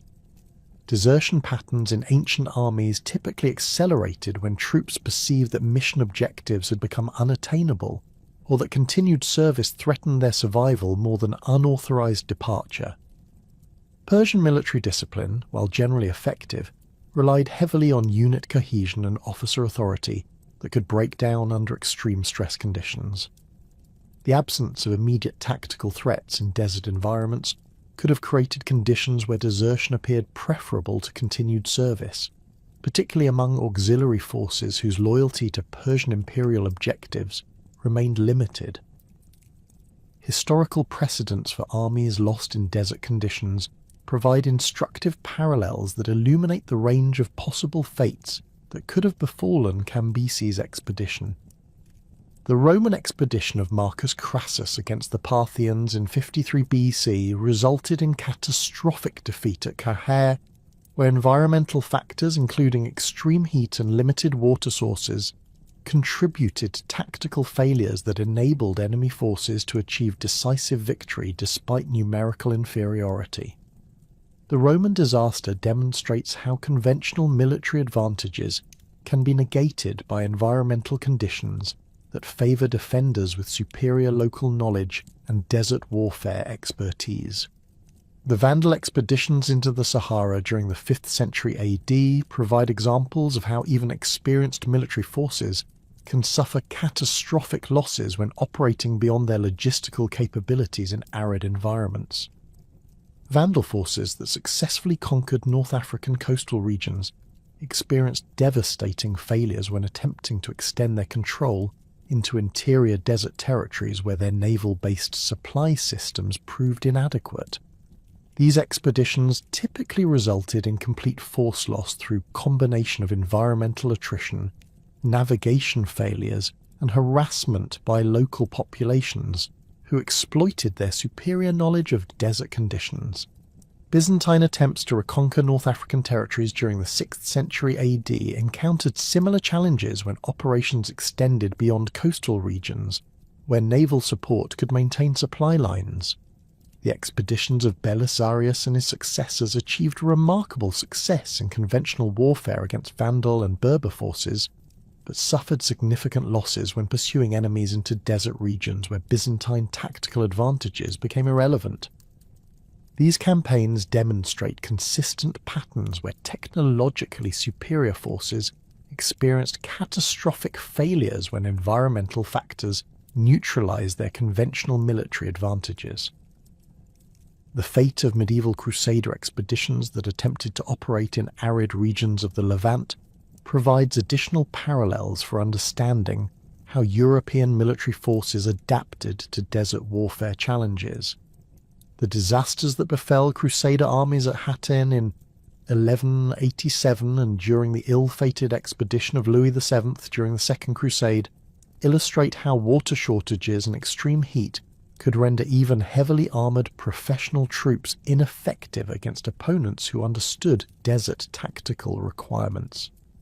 These precedents suggest that Persian forces, despite their military sophistication, could have suffered similar defeats when facing enemies who exploited environmental advantages effectively. Modern military analysis of desert warfare requirements confirms that successful operations in arid environments demand specialized training, equipment, and tactical doctrines that differ substantially from conventional warfare approaches. Contemporary military forces with access to modern technology, including GPS navigation, mechanized transport, and advanced communication systems, still experience significant challenges when operating in extreme desert conditions. Ancient armies lacking these technological advantages would have faced exponentially greater difficulties that could easily result in catastrophic failures, regardless of their conventional military capabilities. The psychological effects of desert environments on military personnel have been documented extensively in modern conflicts, revealing consistent patterns of stress reactions that can undermine unit effectiveness even when physical survival needs are adequately met. Desert isolation, extreme temperature variations, and the absence of familiar environmental cues create psychological pressures that can lead to panic, depression, and behavioural disorders that compromise military discipline. Ancient armies would have lacked the psychological support systems and medical understanding necessary to address these mental health challenges effectively. Environmental medicine analysis reveals that human physiological adaptation to extreme desert conditions requires gradual acclimatization periods that were not available to Persian forces during their rapid advance towards Siwa Oasis. Heat stress syndromes, including heat exhaustion and heat stroke, can incapacitate even physically fit individuals within hours under extreme conditions, while dehydration effects begin compromising cognitive function and physical performance within the first day of inadequate water intake. Persian troops who had adapted to Egyptian climate conditions would still have faced significant physiological challenges when transitioning to the more extreme conditions of the deep desert. The cumulative effect of environmental stresses, logistical limitations, and tactical disadvantages creates scenarios where military disasters become virtually inevitable regardless of command competence or troop quality. Persian forces operating in the Western Desert would have faced a convergence of challenges that exceeded the adaptive capabilities of any ancient military organization, making catastrophic failure a likely outcome even without invoking supernatural explanations or extraordinary enemy capabilities. The scientific analysis of these factors provides rational explanations for the expedition's disappearance that align with documented patterns of military failure in comparable historical situations. The catastrophic loss of Cambyses' Western expedition sent immediate shockwaves throughout the Persian Empire, creating the first major military disaster of the Achaemenid period and fundamentally altering imperial strategic calculations for subsequent generations.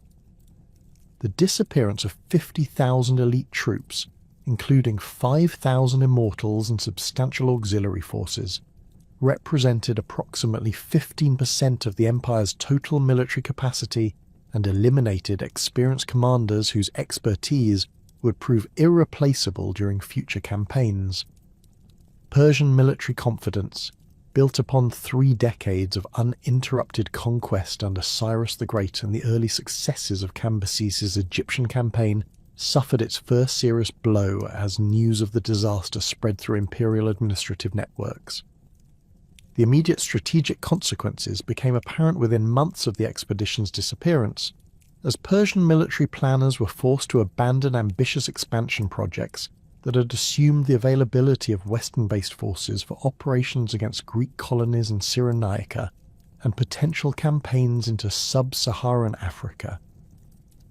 The loss of the expedition's specialized desert warfare equipment and experienced personnel meant that future operations in arid environments would require complete reconstruction of capabilities that had taken years to develop. Persian engineers who had designed innovative solutions for desert logistics and siege warfare had perished with the expedition, taking with them technical knowledge that could not be easily replaced through conventional military training programs. The psychological impact on Persian military leadership proved equally significant, as the disaster challenged fundamental assumptions about imperial invincibility that had shaped strategic thinking since Cyrus's initial conquests. Persian commanders who had grown accustomed to overwhelming numerical and technological advantages found themselves confronting the reality that environmental factors and logistical limitations could negate conventional military superiority under specific circumstances. The expedition's fate served as a sobering reminder that Persian expansion had reached geographic limits where traditional imperial methods might prove inadequate, forcing strategic reassessment of future territorial ambitions. Persian imperial expansion policies underwent fundamental revision following the Western disaster, with subsequent campaigns emphasizing consolidation of existing territories rather than aggressive expansion into unfamiliar regions. Darius I, who succeeded Cambyses in 522 BC, implemented comprehensive military reforms that addressed the logistical and organizational weaknesses revealed by the expedition's failure.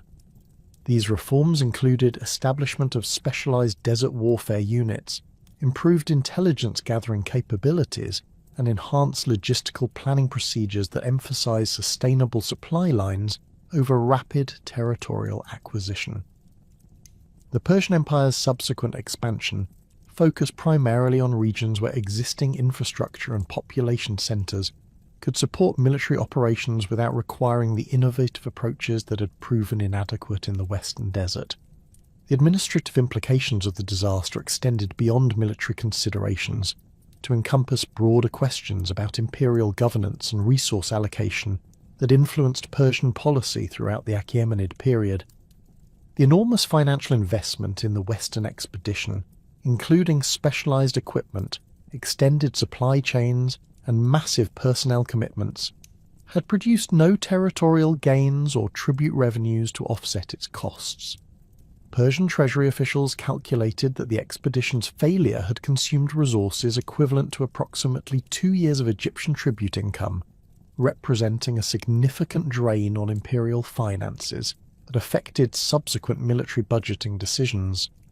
Persian propaganda efforts to minimize the disaster's impact on imperial prestige required sophisticated information control measures that suppressed references to the expedition while emphasizing alternative military achievements that could maintain public confidence in royal authority.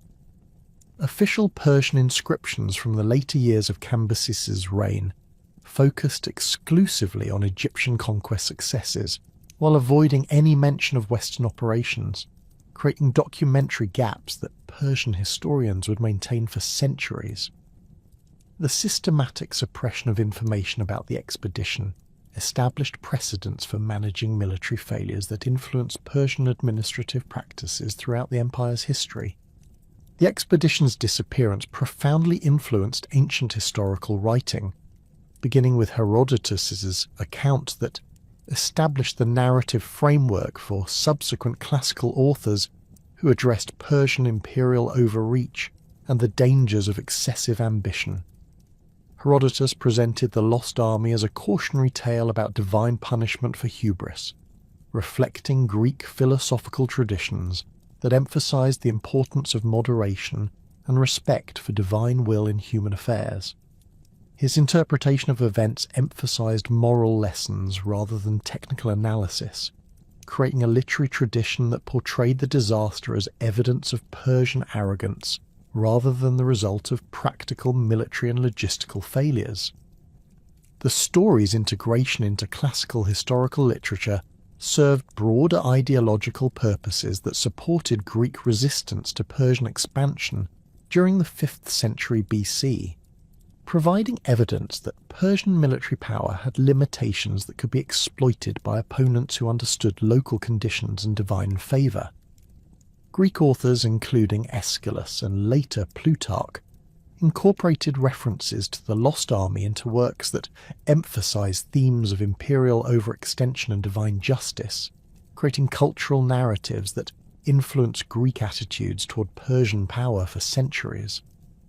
These literary treatments transformed the historical event into a symbolic representation of the inevitable failure that awaited rulers who attempted to exceed natural and divine boundaries. Roman historians inherited the Greek interpretive framework while adapting it to serve their own political and cultural purposes, using the Persian expedition's fate to illustrate dangers that threatened their own imperial expansion efforts. Livy and Tacitus referenced the Lost Army in discussions of military planning and strategic decision-making, emphasizing lessons about logistical preparation and environmental challenges that Roman commanders needed to consider when planning operations in unfamiliar territories. The Roman adaptation of the narrative focused on practical military considerations rather than divine intervention, reflecting Roman pragmatic approaches to imperial administration and military organization. The story's evolution through medieval historical traditions incorporated Christian theological perspectives that interpreted the disaster as divine punishment for Cambyses' alleged persecution of religious communities and destruction of sacred sites. Byzantine chroniclers, including Theophanes and later Islamic historians such as Al-Tabari, presented the expedition's fate as evidence of divine protection for oppressed populations, creating religious narratives that serve contemporary political purposes while preserving historical memories of the events.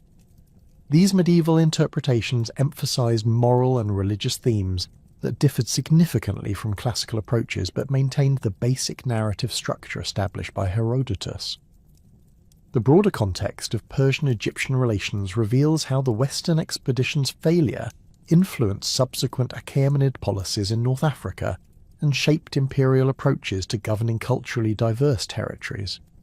The disaster occurred during the crucial early years of Persian rule in Egypt, when imperial authority remained tenuous and required careful balance between military control and religious legitimacy.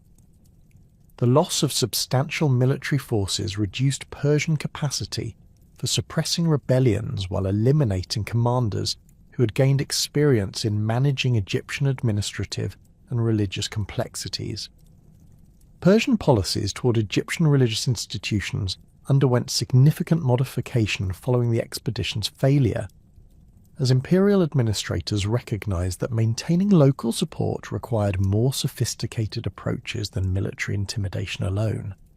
Darius the Thin implemented comprehensive reforms that granted greater autonomy to Egyptian priests, while establishing systematic tribute collection procedures that avoided the excessive demands that could provoke rebellion. These policy changes reflected lessons learned from the Western disaster about the importance of sustainable imperial administration that balance resource extraction with local stability requirements. The expedition's impact on Persian North African policies extended beyond Egypt to influence imperial approaches toward Libyan, tribal confederations, and Mediterranean coastal settlements that had been targeted for future conquest. Persian diplomats abandoned aggressive expansion efforts in favour of defensive policies that emphasised maintaining Egyptian security while avoiding commitments that could strain imperial resources.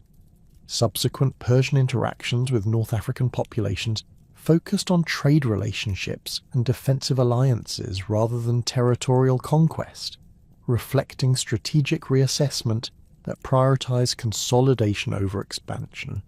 Persian naval policies in the eastern Mediterranean underwent revision as imperial planners recognised that coastal operations required different strategic approaches than the land-based expansion that had characterised earlier Achaemenid conquests. The Western expedition's failure demonstrated the limitations of conventional Persian military doctrine. When applied to regions where geographic and environmental factors favoured local populations with specialised knowledge and adaptive capabilities. Persian naval developments subsequently emphasized support for existing territorial holdings rather than expansion into new coastal regions where similar challenges might arise. The cultural impact of the Lost Army narrative extends far beyond its historical significance to encompass its role in literature, film, and popular culture as one of history's most enduring unsolved mysteries. Modern literary treatments of the story have explored themes ranging from military adventure to philosophical meditation on the nature of historical knowledge and the limits of human ambition. Authors including Michael Crichton and Wilbur Smith have incorporated the Persian expedition into novels that blend historical speculation with contemporary adventure narratives, introducing the story to audiences who might not encounter it through academic historical sources. Contemporary film and television productions have drawn upon the Lost Army narrative to create dramatic representations that emphasize mystery and adventure, while often sacrificing historical accuracy for entertainment value. These productions typically focus on treasure-hunting expeditions or supernatural explanations that appeal to popular audiences but perpetuate misconceptions about ancient Persian military capabilities and the actual historical circumstances surrounding the expedition's disappearance. Despite their historical limitations, these cultural products have maintained public interest in the story while encouraging archaeological investigations that continue to seek physical evidence of the expedition's fate. The enduring fascination with Cambyses' Lost Army reflects broader cultural interests in historical mysteries that combine elements of military adventure, archaeological discovery, and the romance of ancient civilizations. The story's appeal derives partly from its scale and the dramatic contrast between the Persian Empire's military reputation and the complete disappearance of a massive expedition without definitive explanation. Modern audiences find compelling the idea that advanced ancient civilizations could suffer catastrophic failures that left no clear historical record, creating space for speculation and imagination that pure historical facts might not provide. Archaeological interest in the Lost Army has intensified during recent decades, as technological advances have enabled systematic surveys of previously inaccessible desert regions, while improving analytical capabilities for interpreting discovered artifacts. Modern archaeological expeditions continue to investigate potential sites related to the Persian expedition, employing ground-penetrating radar, satellite imagery, and advanced dating techniques that provide unprecedented precision in identifying and analysing ancient remains. These investigations maintain scientific credibility, while appealing to popular interest in historical mysteries that combine adventure with legitimate scholarly research. The story's integration into educational curricula reflects its value as a case study that illustrates multiple aspects of ancient history, including military organization, imperial administration, environmental challenges, and the limitations of historical knowledge. Educational treatments of the Lost Army narrative provide opportunities to discuss source criticism, archaeological methodology, and the differences between historical facts and cultural interpretations that develop around dramatic events. The story serves as an effective introduction to Persian history, while demonstrating how ancient events continue to influence modern understanding of imperial power and its limitations. The Persian expedition's legacy ultimately transcends its immediate historical significance to represent broader themes about human ambition, environmental challenges, and the unpredictable nature of historical development that continue to resonate in contemporary discussions of military strategy and imperial policy. The disaster serves as a reminder that technological and organizational advantages cannot guarantee success when operating in unfamiliar environments that present challenges beyond conventional military preparation. Modern military planners studying historical precedents continue to reference the Persian expedition as an example of how environmental factors and logistical limitations can negate conventional advantages, making it relevant to contemporary strategic thinking. The story of Cambyses' Lost Army stands as one of history's most compelling mysteries, combining documented historical events with tantalizing gaps in the archaeological and textual record that continue to challenge scholars and capture popular imagination. Whether the 50,000 Persian troops perished in a catastrophic sandstorm, fell victim to tribal warfare, succumbed to logistical failures, or met some combination of these fates, the disappearance marks a crucial turning point in ancient imperial history. The expedition's failure demonstrated the limits of even the most sophisticated ancient military organizations, when confronted with environmental and logistical challenges that exceeded their adaptive capabilities. More than 2 millennia later, the mystery endures as a testament to the Persian Empire's ambitious reach and a sobering reminder that human ambition, however grand, remains subject to forces beyond mortal control.